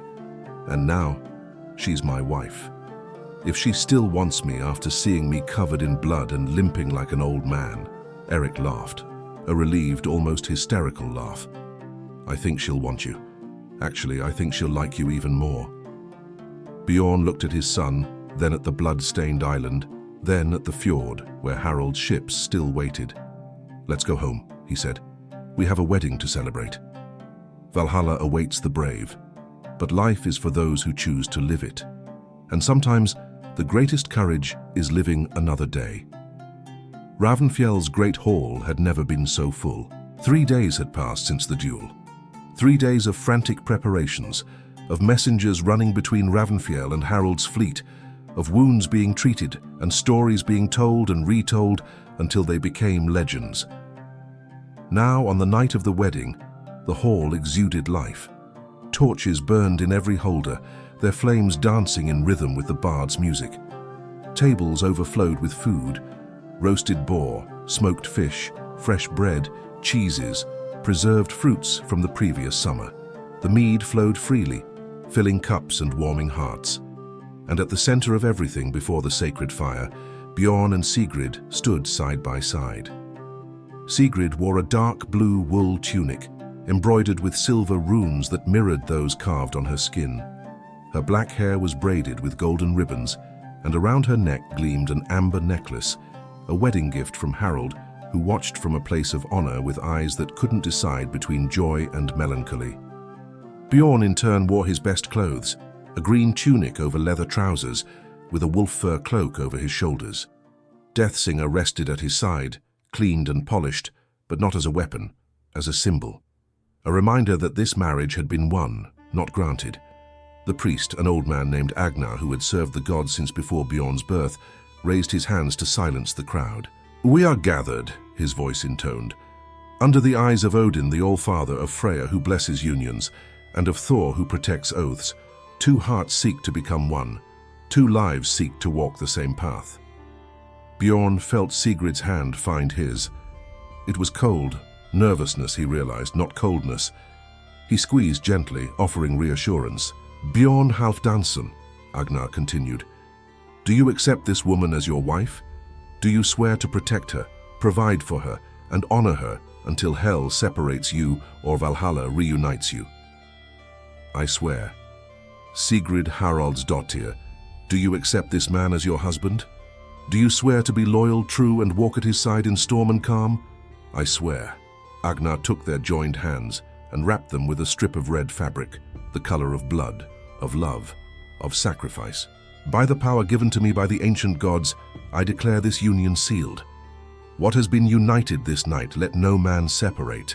What has been sworn in this hall, let the gods themselves witness." The hall exploded in applause. What followed was the most exuberant celebration Ravnfjell had seen in a generation. Bards sang ballads of love and war. Warriors competed in games of strength, too drunk to hit targets, but determined to try. Children ran between the tables, stealing sweets and escaping exasperated mothers. Harold approached the couple during a pause in the music. "Daughter," he said, his voice surprisingly soft, "you look happy." Sigrid studied her father for a moment.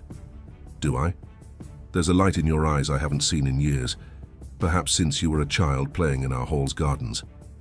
Harold sighed. I'm sorry. For everything. For what I did. For what I didn't do. For the prison I called protection. Father, let me finish." The king straightened his shoulders. "I don't expect forgiveness. I don't deserve it. But I hope for peace between us. Perhaps with time. Perhaps with grandchildren." A hesitant smile curved his lips. "I'd like to meet my grandchildren if the gods grant them." Sigrid looked at Bjorn, then back at her father. "Peace is possible. Forgiveness will take longer. Time is what I have." Harold turned to Bjorn. "Take care of her, jarl. She's stronger than I ever was, but even the strong need a safe harbor." "She will be my priority," Bjorn promised. "Always." Harold nodded, satisfied. Then, with a bow that surprised everyone, a king bowing before a lesser jarl, he withdrew to allow others to offer congratulations. The night advanced in blurs of laughter and warmth. Bjorn found himself telling the story of the duel for the 10th time, each time with slightly different details, as the mead affected his memory. Sigrid was surrounded by curious women about her gifts, answering questions with infinite patience. Eric, visibly drunk for the first time in his life, proclaimed a toast to his father's courage that made half the hall cry and the other half applaud. It was a perfect night, almost.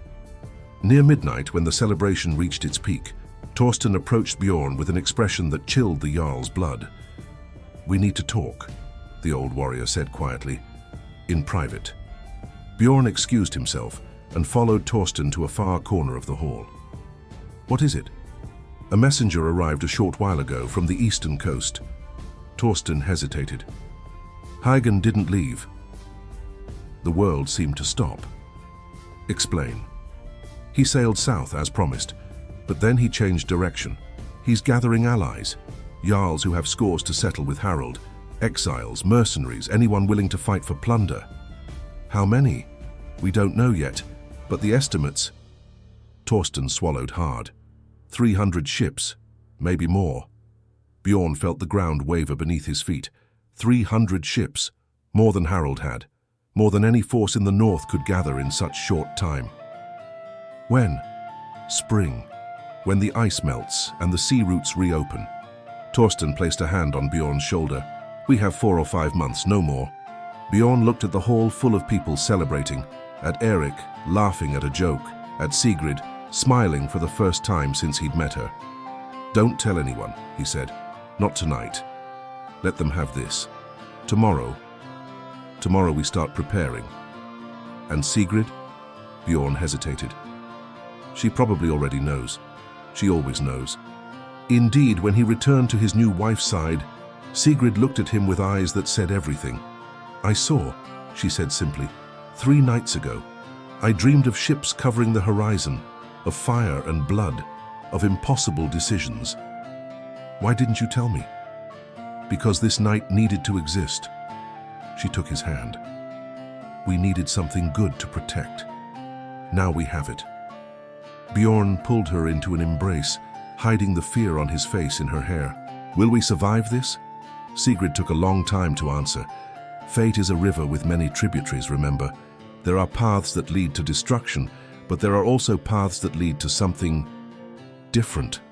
"What kind of different?" "The kind worth fighting for." She pulled back, meeting his eyes. "The kind that begins tonight in this hall, with 2 people who chose to love each other despite everything." Bjorn kissed her forehead, then her lips. "Then let it begin," he murmured. "And may the gods help us." The celebration continued until dawn, when the last guests finally succumbed to exhaustion and mead. Bjorn and Sigrid retired to their chambers, hands intertwined, hearts full of love and fear in equal measure. Outside, on the eastern horizon, the first lights of day painted the sky red. Red as blood. Red as what was to come. Even the gods respect those who fight with their hearts. And sometimes, the greatest battle is finding something worth fighting for. Winter came to Ravnfjell with the fury of a frost giant. Snow covered the fjord in ever thicker layers, transforming the familiar landscape into a world of white and silence. The sea froze at the margins, forcing the ships to remain anchored, prisoners of the cold. The days shrank until they became brief sighs of grey light between long, dark nights. But inside the great hall, warmth persisted, not just from the bonfires that burned day and night, but from the purpose that warmed every heart. Bjorn had called a war council the day after the wedding. The news about Hagen spread like fire in dry straw, transforming celebration into determination. No one fled. No one asked to leave. Instead, men and women of Ravnfjell gathered around their jarl with a resolve that moved him. "We are few," Torsten admitted in the first meeting. 40 warriors against 300 ships. Even with Harald's men, we're no match in open field. "Then we won't fight in open field," Bjorn replied. The following months were dedicated to transforming Ravnfjell into a fortress. Walls were built, not of stone, there wasn't time for that, but of earth, wood, and ice. The fishermen, under Ivar's guidance, created submerged barriers at the fjord's entrance, chains of metal and sunken logs that would tear the hull of any unwary ship. Hideouts were carved into the mountains for women and children, with supplies enough for weeks. Harald sent help, not men as he needed his own to protect his lands, but resources. Weapons forged by the North's best smiths. Bows and arrows in quantities Ravnfjell had never seen. And gold, to buy alliances from lesser jarls who hadn't yet chosen sides. Sigrid contributed in her own way. Her visions came more frequently now, as if the approaching events stirred the waters of fate. She saw fragments, the position of ships, attack routes, strategies Hagen was considering. Not everything was clear, not everything was certain, but each piece of information was analyzed, discussed, integrated into the defense plans. "He'll attack from the east first," she said one night, waking from an agitated dream. "Not through the main fjord. There's a smaller bay hidden by the rocks. He thinks we don't know about it." Bjorn knew the bay. It was where he and Eric used to fish in summer. "We'll prepare a surprise," he said, already planning. But the nights weren't only about war. In the moments between strategies and preparations, Bjorn and Sigrid built something different. A relationship, an intimacy, whispered conversations under firs, sharing fears and hopes. Laughter about small things, a comment from Eric, one of Helga's silly moments, the stubborn persistence of a cat that insisted on sleeping on important maps. One night, Sigrid revealed something she'd been keeping for weeks. "I'm pregnant." The words hung in the air like snowflakes. Bjorn looked at her, speechless. Then slowly a smile spread across his face. "Are you sure?" 3 missed bleedings. And... She took his hand and placed it on her belly, still flat. "I saw, in the dream, a girl, hair like yours, eyes like mine. A daughter. A daughter." Bjorn embraced her with a force that contained everything: love, fear, joy, determination. A daughter. In the middle of an imminent war. In the middle of chaos. "This changes things," he said. "It changes everything," Sigrid agreed, "and at the same time changes nothing. We still have to fight. We still have to win. But now," she touched her own belly, "now we know what we're fighting for." Winter continued, relentless. Men trained in the snow, learning to fight with numbed limbs and reduced vision. Women learned to wield bows, to defend strategic points, to be the last line of defense. Children helped as they could, carrying supplies, transmitting messages, keeping bonfires burning. Eric transformed before Bjorn's eyes. The boy who had cried for his father before the duel had vanished. In his place stood a young warrior, still green but determined. He trained more than anyone else, woke earlier, slept later. When Bjorn tried to praise him, Eric just shrugged. "You fought for all of us," he said. "Now it's my turn to fight for you." "I don't want you to fight. I want you to live." "They're the same thing, Father. You taught me that." A moon before winter's end, news arrived. Hagen had gathered his fleet, 320 ships, according to the scouts, more than 10,000 warriors, the largest attack force the North had seen since the great raids of old. They would depart with the first thaw. Bjorn gathered his people in the great hall for the last time before battle. "You know the situation," he said, his voice carrying to every corner. "We are few against many. The enemy coming is brutal, ruthless, without honor. They want to destroy us not because we're a threat, but because we dared to defy them, because we refused to yield, because we chose compassion over fear." He paused, letting the words settle. "I won't lie to you. Some of us won't see the next summer. Some of us will fall in battle, and the ravens will sing our departure. But if we fall," he raised Death Singer, "we fall on our feet. We fall fighting. We fall like the ancestors before us, like the warriors Valhalla awaits." Applause erupted, axes beating against shields. "But I also say this, we won't fall easily. We've prepared this land. We know every stone, every current, every hiding place, and we have something Hagen will never have." Bjorn looked at Sigrid, at Eric, at every face in the hall. "We have something to protect, something worth bleeding for, something worth dying for." The silence that followed was charged with emotion. "When the sun rises tomorrow," Bjorn concluded, "we'll take our positions. And when Hagen's ships appear on the horizon, we'll show them what it means to face Ravnfjell." That night, no one slept. Families gathered, farewells were said, oaths were made. Couples embraced one last time. Parents kissed sleeping children. Bjorn spent the final hours with Sigrid and Eric. "If something happens to me," he began. "It won't happen," Eric interrupted. "If it does," Bjorn continued firmly, "you protect your sister, the one not yet born. You take care of Sigrid, and you rule Ravnfjell with honor. Can you do that?" Eric swallowed hard. "I can."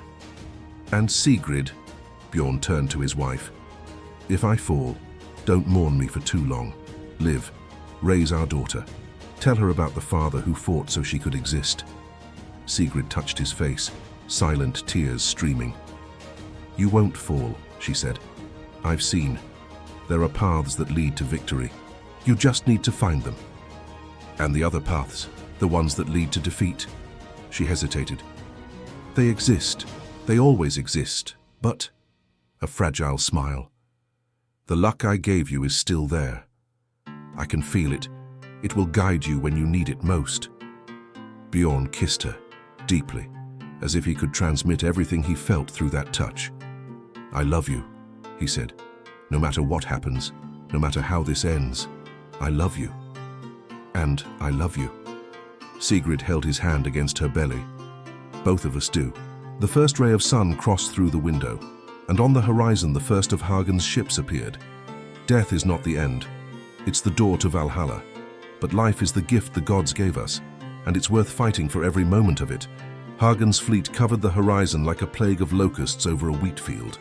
Bjorn watched from the highest point of the defenses, Death Singer in hand, the cutting wind lashing his face. At his side, Torsten counted ships in murmurs, 300, 310, 320, more than the reports had predicted. Hagen wasn't just seeking revenge, he was making a statement. "They're splitting up," Eric observed, pointing.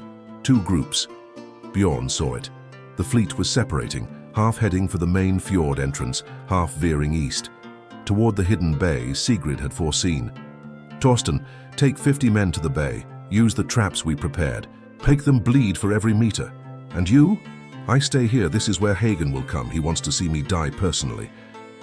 The old warrior hesitated, then nodded. He left running, gathering his men with shouts of command.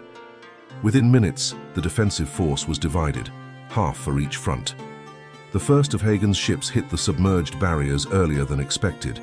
The sound of wood tearing echoed through the fjord, followed by screams of men falling into freezing waters. A dozen Drakkars were damaged or sunk before the commanders realized the trap and diverted. But it was only the beginning.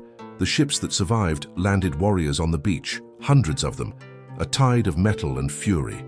Bjorn watched from the wall as they formed battle lines, their black and white standards trembling in the wind. "Archers!" he commanded. A rain of arrows fell on the invaders. Some fell, but not many. Hagen's shields were well made, and his men well trained. The tide continued advancing, climbing the slope toward the defenses. The first clash was devastating. Hagen's warriors hit the wall like a wave against rocks. Ladders were raised, hooks were thrown, bodies piled up. Ravnfjell's defenders fought with the fury of desperation. Every blow was defense of family. Every death was one step closer to victory. Bjorn found himself in the middle of the chaos. Deathsinger sang her death song, cutting and piercing with brutal efficiency. At his side, Eric fought with a ferocity that surprised him. The boy had become a man in the hours between preparation and battle. "Father, to the left!" Bjorn spun in time to block an axe that would have split his skull. The attacker was immense, almost as big as Hagen, but without the master's technique. Deathsinger found his neck and he fell. The battle dragged on for hours. The sun crossed the sky, indifferent to the blood staining the snow. Ravnfjell's defenders fell one by one, not in great numbers, not overwhelmingly, but in constant losses that drained their strength. The invaders suffered too, the traps and defenses taking their toll, but they had men to spare. It was a battle of attrition, and Bjorn knew who was losing. At midday, a cry echoed from the east. Torsten had fallen at the hidden bay, his forces crushed by numerical superiority. The invaders now advanced on two fronts, tightening the siege. "Fall back," Bjorn ordered. "Second line of defenses." The retreat was ordered but desperate. Warriors dragged the wounded. Women with bows covered the withdrawal. Children ran to the hideouts in the mountains. The first wall was lost. At the second line, Bjorn reorganized his forces. Perhaps 60 defenders remained. Against hundreds of invaders still coming, the math was merciless. "Father," Eric said, his face covered in blood that wasn't all his, "we need something more. Something that changes the game." Bjorn looked at the great hall where Sigrid waited with the non-combatants. She had insisted on staying, claiming her visions could be useful. Now he wondered if she had seen this moment, and what she knew that he didn't. "Cover me," he said. "I need to talk to her." He ran across the battlefield, dodging combats, jumping over bodies.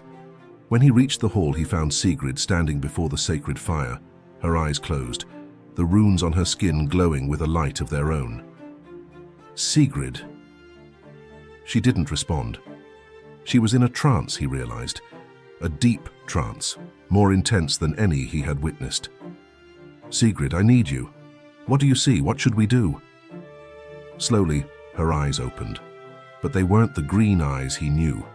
They were white, luminous, full of something beyond human comprehension.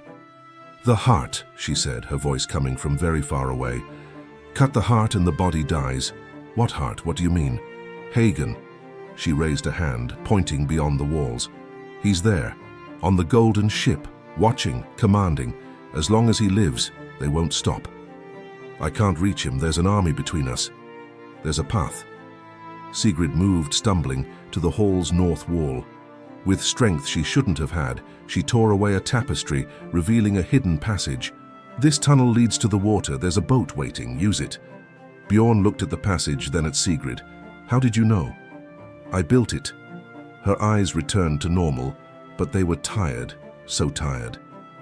"During the winter, while you slept, I knew this moment would come. I knew you would need it." "Sigrid, go." She pushed something into his hands, the small knife, the same one that had defeated Hagen in the duel. "Finish what you started, and come back to me. To us." Bjorn kissed her, brief, intense, a silent promise. Then he entered the tunnel. The passage was narrow and dark, smelling of wet earth and sea. Bjorn advanced blindly, hands finding walls, feet finding steps. It seemed to last forever, but finally he emerged in a cave at the water's edge. The promised boat was there, small, silent, perfect for what he needed. He rode in the shadows, circling the battle raging above. Hagen's ships were anchored in formation, their warriors disembarked, leaving only minimal guards. And at the center of them all, the soul devourer gleamed under the winter sun. Hagen was there. Bjorn could see him on the deck, watching the battle with the satisfaction of a man who knows he's won. Not yet, Bjorn thought. You haven't won yet. He approached from the ship's blind spot where the prow blocked the view. He climbed the anchor in silence, using muscles that screamed with exhaustion. When he finally rolled onto the deck, there were only 3 guards between him and Hagen. Deathsinger sang 3 times, and then there were just the 2 of them. Hagen turned slowly, his face going from surprise to fury to something that might have been admiration. "You're persistent," he said. "I'll give you that." "This ends now, Hagen." "Ends?" The Butcher of Skagen drew his sword, not the battle axe, just the short blade he carried at his waist. "You're right. It ends, but not as you imagine." They advanced on each other. The fight was different from the Holmgang. There were no rules, no witnesses, no honor. It was pure survival, every blow aimed to kill. Bjorn was exhausted. Hagen was fresh. But Bjorn had something Hagen didn't have: motivation. Every time he felt his strength failing, he thought of Sigrid, of Erik, of the daughter not yet born, of Ravnfjell, his home, his people, everything he had fought for. And the luck Sigrid had transferred pulsed in his veins. Hagen was stronger, faster, more skilled. But in one moment, a single moment, his arrogance betrayed him. He attacked high, expecting Bjorn to block. Bjorn didn't block, he dodged. And as Hagen's sword passed over his shoulder, Deathsinger found the butcher's chest. The world seemed to stop. Hagen looked down at the blade in his heart, then at Bjorn. His empty eyes finally showed something. Surprise, perhaps, or recognition. "The witch," he murmured, blood bubbling on his lips. She saw this. She always saw it. "She saw possibilities," Bjorn said. "I made the choice." Hagen fell. For a moment, absolute silence.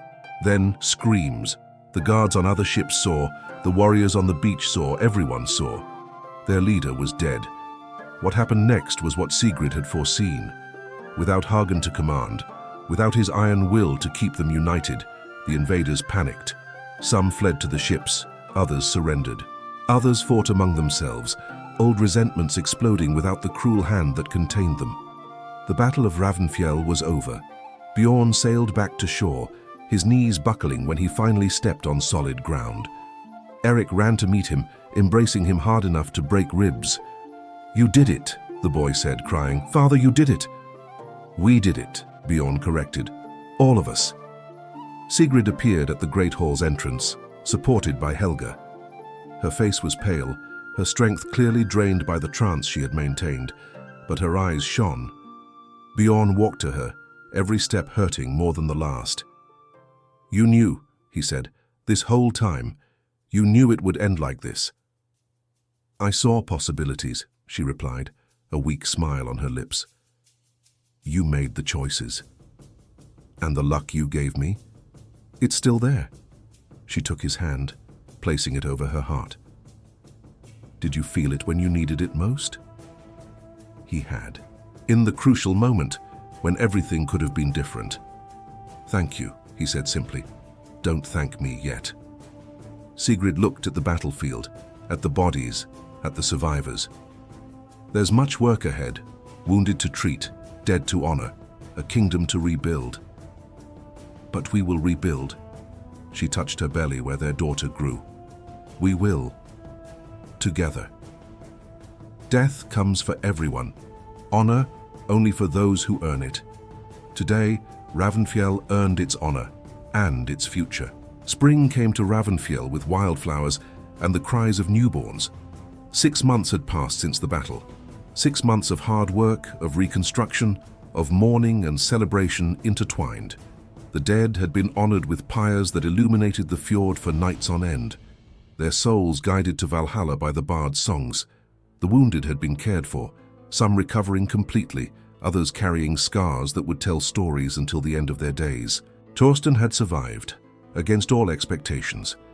They found him under a pile of bodies at the hidden bay, more dead than alive, but breathing. Helga cared for him personally, refusing to leave his side for 3 weeks until the fever finally broke.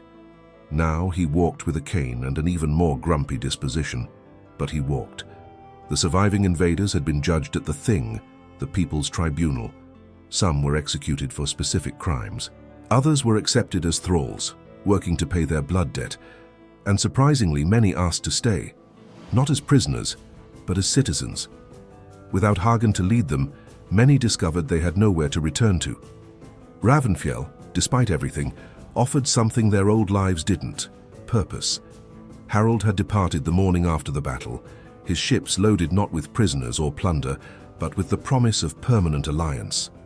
The king embraced his daughter for a long moment before boarding his ship, and Bjorn swore he saw tears in his eyes. "Take care of her," Harold said, the same words as before. "Always," Bjorn responded, the same words as before, but this time both knew it was true. Ravnfjell's great hall was full again on the night Sigrid went into labor. It wasn't tradition. Men normally waited outside while women attended the birth, but Bjorn refused to leave. "She's my wife," he told Helga when the old woman tried to expel him. "My daughter, my family, I won't wait outside while they need me." Helga grumbled something about stubborn men, but didn't expel him. The labor was long and difficult. Sigrid screamed, cried, cursed Bjorn and all the gods. He held her hand through everything, absorbing every squeeze, every insult, every moment of pain. When finally a baby's cry echoed through the hall, both were too exhausted to do more than cry together. "A girl," Helga announced, placing the small bundle in Sigrid's arms. "Healthy, strong, with her father's lungs." Bjorn looked at his daughter. So small, so perfect, so impossible. Her eyes were still closed, her fists clenched, her face red and wrinkled. She was the most beautiful thing he had ever seen. "Astrid," Sigrid whispered, touching the baby's cheek. "Like your first wife. If you approve." Bjorn felt tears roll down. He didn't wipe them. "Astrid," he repeated. "It's perfect." The days that followed were a blur of little sleep and much happiness. Astrid was a demanding baby, crying at all hours, refusing sleep, constantly demanding attention. Bjorn discovered he was surprisingly good at calming her, walking through the hall in the dark hours of dawn, humming songs his own mother had sung to him. Eric, to everyone's surprise, revealed himself to be a devoted brother. The warrior who had fought fiercely in battle melted before the baby, making ridiculous faces to coax smiles, spending hours carving wooden toys she was still too young to use. "You'll spoil her," Sigrid joked one night, watching Eric rock Astrid to sleep. "That's the job of an older brother," Eric replied without any shame. And life continued. Bjorn resumed his duties as jarl, judging disputes, organizing plantings, planning expansions. Ravnfjell was growing, not just in population but in reputation. The story of the battle spread through the north like fire in dry straw. The jarl who defeated 300 ships with 40 warriors, the Völva who saw victory, the courage that defied fate. Merchants came from distant lands, curious to see the famous Fjord. Warriors sought to serve under Bjorn's banner, drawn by the promise of a just leader. Even jarls from neighboring regions sent messengers, proposing alliances and marriages. "You've become famous," Sigrid observed one night as they read the latest letters together. "We've become famous," Bjorn corrected. "The Völva of Ravnfjell is as legendary as her jarl."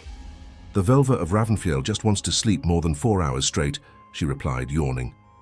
Bjorn laughed and pulled her closer. Summer brought an unexpected visitor. Her ship arrived at the fjord on a clear, sunny morning, a single Drakkar, small but well-built, carrying only a dozen passengers. At the prow, a solitary figure watched the coast, with eyes Bjorn recognized immediately. "Harold," he said, walking to the dock to receive his father-in-law. "I didn't expect you so soon." "Neither did I plan to come." Harold descended from the ship with movements slower than Bjorn remembered. He seemed to have aged years in months. "But there's news I needed to deliver personally." They walked to the great hall in silence. Sigrid was waiting for them, Astrid in her arms. When Harold saw his granddaughter for the first time, something in his face transformed, the king's rigidity melting into genuine tenderness. "May I?" he asked, extending his arms. Sigrid hesitated only a moment. Then she passed the baby to her grandfather. Harald held Astrid with a care that seemed almost comical in a man of his stature and reputation. The baby, unaware of the moment's importance, grabbed his finger and tried to put it in her mouth. "She has your eyes," Harald said to Sigrid, "and your mother's nose." "What did you mean by news?" Bjorn interrupted gently. Harald sighed. Carefully, he returned Astrid to Sigrid and sat heavily on a bench. "I'm dying." The silence that followed was absolute. "A disease in the blood," Harald continued. "The healers say I have perhaps a year, maybe less." "Father," Sigrid began, but Harald raised his hand. "I didn't come seeking pity. I came to make arrangements." He looked at Bjorn. "When I die, the northern lands will need an heir. I have sons, yes, but none worthy of the throne. They're weak, or cruel, or both. If any of them rules, there will be civil war within a generation." "What are you proposing?" "Astrid." Harald looked at his granddaughter, who played with Sigrid's fingers, unaware of the weight just placed on her small shoulders. "She carries my blood, and yours, the blood of Halfdan the Just. When she's grown, she can claim the throne. And until then," he turned to Bjorn, "you would rule as regent, in her name." Bjorn was speechless. Regent of the northern lands, one of the most powerful kingdoms in the Norse world, it was impossible. "You can't be serious," he said finally. "I've never been more serious." Harald stood, placing his hands on Bjorn's shoulders. "You're the most honorable man I know. You defeated Hagen when no one believed you could. You protected my daughter when the world hunted her. You've built something here that jarls with 10 times your resources couldn't. I'm just a man. Exactly. Not a god, not a legend, not a myth. A man who does the right thing because it's right. That's what the northern lands needs." Bjorn looked at Sigrid, seeking guidance. She was crying, from the news about her father, from the proposal, from everything. But through the tears, she nodded slightly. "It's your destiny," she said. "I saw it long ago. A man from a small fjord ruling a great kingdom. I thought it was metaphor. Now I know it was literal. And if I refuse, then Harald's sons will war among themselves, thousands will die, and eventually a brutal victor will emerge to rule with iron and blood." Sigrid approached, placing a hand on his face. "Fate offers choices, Bjorn, but some choices are bigger than us." Bjorn closed his eyes. He thought about everything he had been through, about the bread offered to a stranger covered in runes, about the decisions that seemed small but changed everything, about the fate that wasn't a straight line, but a river with many tributaries, and about his daughter Astrid now sleeping in Sigrid's arms, unaware she had just been promised a throne. "Very well," he said finally. "I accept, but under one condition."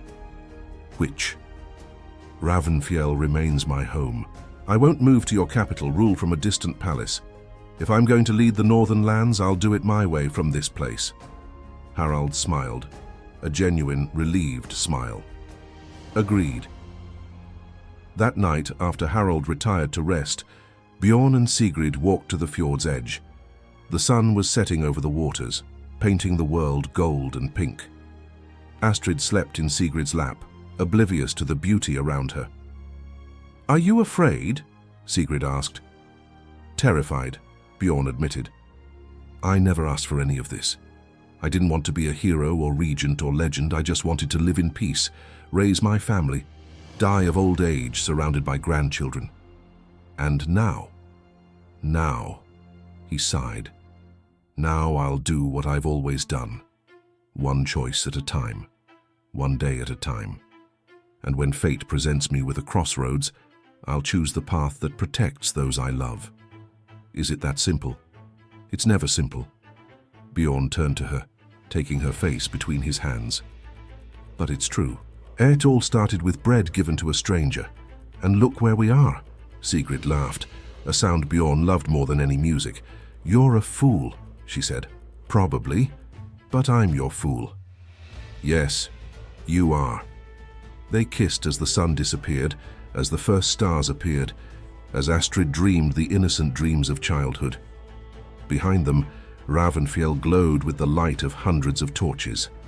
A village that had become a fortress that would become the heart of a kingdom. And at the center of everything, an ordinary man who made extraordinary choices. Fate is written in the stars. But courage writes history.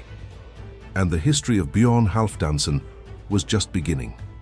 We're approaching the moment that will decide everything. If you've made it this far, I know this story has touched you. Hit like, subscribe if you haven't already, and tell me in the comments, do you believe Bjorn deserves this destiny? 20 winters had passed. Bjorn Halfdansson, regent of the northern lands, protector of Ravnfjell, the compassionate, as the people called him now, stood on the same cliff where everything had begun. His hair, once brown, was now silver as moonlight. His hands, which had wielded Deathsinger in so many battles, trembled slightly with age. But his eyes remained the same, grey as stone, firm as mountain, full of wisdom earned through decades of difficult choices. At his side, Sigrid. She too had aged, of course. The runes on her skin had faded with the years, becoming soft scars instead of glowing symbols. Her black hair carried threads of silver, but her green eyes maintained the same fire as always, the fire of the Völva who had seen through the veil, who had sacrificed her luck to save a man who deserved it, who had built a future on the rubble of a brutal past. "Can you believe it?" she asked, looking at the fjord below. "It all started here, on this beach. It seems a lifetime ago. It was a lifetime ago." Below them, Ravnfjell stretched in a vision Bjorn barely recognized. What had been a modest village was now a prosperous city, its buildings spreading across the slopes, its docks sheltering dozens of merchant ships. The Great Hall had been expanded 3 times, becoming a palace that rivaled any in the north. And everywhere, people lived their lives, working, laughing, loving, existing. 20 years of peace. Not total, of course. There had been conflicts, disputes, external threats. Bjorn had faced challenges to Astrid's throne, negotiated treaties with distant kingdoms, navigated the treacherous waters of politics as he had navigated the fjord in its fiercest storms. But large-scale war, the kind that consumed generations, had been avoided. The legacy of his regency was not conquest, but stability. "They're coming," Sigrid said, pointing to the path climbing from the valley. Bjorn turned to see the procession approaching. At the front, mounted on a white horse that matched her ceremonial dress, came Astrid. His daughter, no longer a baby, no longer a child, but a 20-year-old woman who would soon be queen. Her hair was brown like her father's, but her eyes were an impossible green, her mother's inheritance. On her face was the determination of both parents and the premature wisdom of one who grew up knowing she was born for something greater. Beside Astrid rode her husband, a prince from eastern lands whom she herself had chosen after rejecting 36 arranged suitors. A marriage of love, not politics. Bjorn had fully approved. Behind them, Eric. His son, now 36 years old, was the military commander of the northern lands. He still hadn't married. "I have time," he always said, though Bjorn suspected a secret romance with a merchant's daughter. But he led the armies with a combination of ferocity and compassion that made his father proud. And with them, 2 children, Bjorn's first grandchildren. Twins, a boy and a girl, with 5 years of inexhaustible energy. Harold, named in memory of the great-grandfather who had died 16 years ago, and Freya, in honor of the goddess who had blessed their grandparents' union. The procession stopped before Bjorn and Sigrid. Astrid dismounted with a grace that defied the formality of her garments. Father, mother. She embraced both. "Are you ready?" Sigrid smiled. "I've been ready for 20 years. The ceremony would take place that afternoon. Astrid's coronation as Queen of the Northern Lands. The end of Bjorn's regency. The beginning of a new era. Bjorn had resisted initially.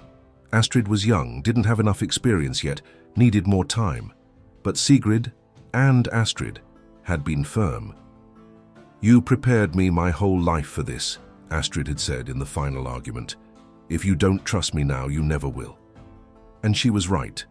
The great hall was packed for the ceremony. Nobles from across the kingdom, ambassadors from distant lands, merchants, warriors, artisans, fishermen, all gathered to witness the transfer of power from one generation to another. Bjorn walked to the throne he had occupied for 2 decades. It was made of black oak, carved with scenes from the battles that had defined his reign. Deathsinger rested beside it, not as a weapon. He hadn't needed it for a long time, but as a symbol of what had been necessary to get here. "People of the northern lands," his voice echoed through the hall. 20 years ago, a dying man asked me to protect what he loved. I accepted not out of ambition, not for glory, but because it was the right thing to do, as it always was. The silence was absolute, every ear attentive. I ruled as my father taught me, not by force, but by justice, not by fear, but by example. I made mistakes. We all do, but I tried to correct them. I faced challenges that seemed impossible, but I didn't face them alone. I had at my side a wife who saw beyond what eyes could reach, a son who became the warrior I wish I had been, and a people who believed in me even when I didn't believe in myself. His eyes found Sigrid's in the front row. She was crying but smiling. Now my time ends, not through failure, but through success. I raised an heir who is wiser than I was at her age, stronger than I ever was, more prepared for the challenges to come. It's time to pass the torch. Bjorn rose from the throne and walked to Astrid, who waited at the hall's center. In his hands, he held the crown, a circle of silver and amber that Harald had worn, that his father had worn before him, that kings had worn for countless generations. "Astrid Bjornsdottir," he said formally, "do you accept the responsibility of ruling the northern lands, of protecting your people in times of war and guiding them in times of peace, of placing the kingdom's good above your own?" "I accept." Astrid's voice was firm without tremor. "Then by the power conferred upon me, and before gods and men, I crown you queen of the northern lands. May your reign be long, just, and prosperous." He placed the crown on his daughter's head. The hall exploded in acclamation.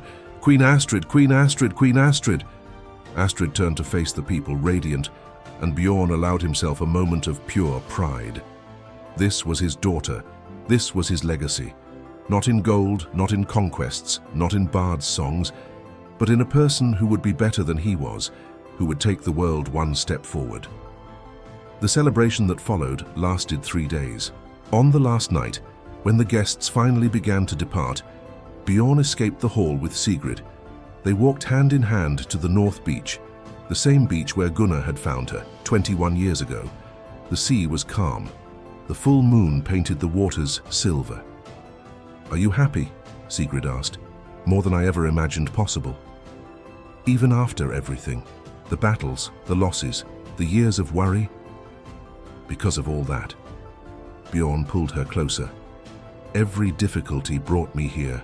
Every choice, every sacrifice, every moment of fear. If I could go back and do it differently, I wouldn't change a thing. Not even the part where you almost died fighting Hagen? Especially that part." He smiled. "That's when I knew I could do anything. That there was no limit to what I was willing to do for you, for us." Sigrid rested her head on his shoulder. "I saw our future, you know. A long time ago. Before everything began. And what did you see?" "This."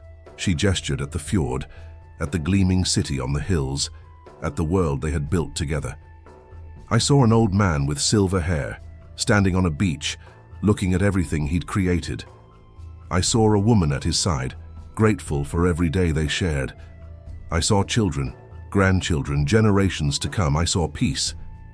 And that's why you stayed? Because you knew everything would turn out right?" "No." Sigrid turned to face him. "I stayed because I knew there was a chance. One possibility among thousands. And because you were the kind of man who made possibilities become reality." They stood in silence for a long moment, listening to the waves, feeling the wind, existing together in a world they had helped create. "What comes now?"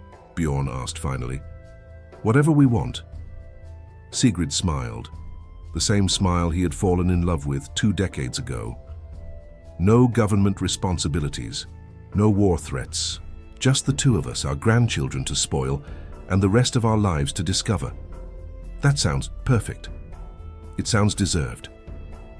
Bjorn looked at the stars, the same points of light the ancestors used to navigate, the gods used to watch mortals, the Norns used to weave the threads of fate.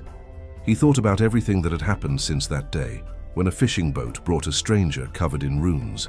He thought about the choices he had made, the paths not taken, the lives he had touched and that had touched him. It all began with bread, a simple act of kindness offered without expectation of return. And from that small gesture, an entire world had been born. Sigrid? Yes? Thank you. She snuggled closer. For what? For choosing me, for giving me a reason to be better than I was, for showing me that fate isn't a prison. It's possibility.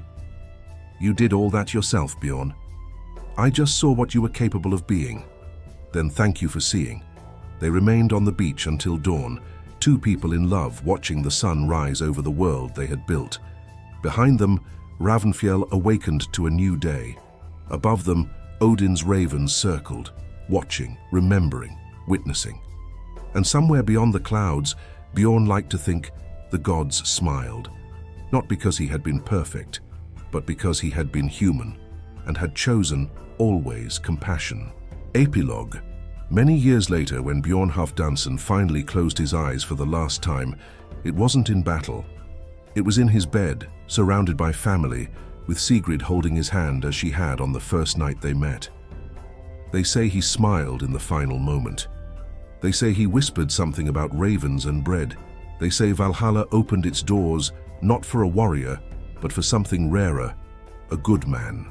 And in the songs the bards sing to this day, in halls throughout the north, the story always begins the same way.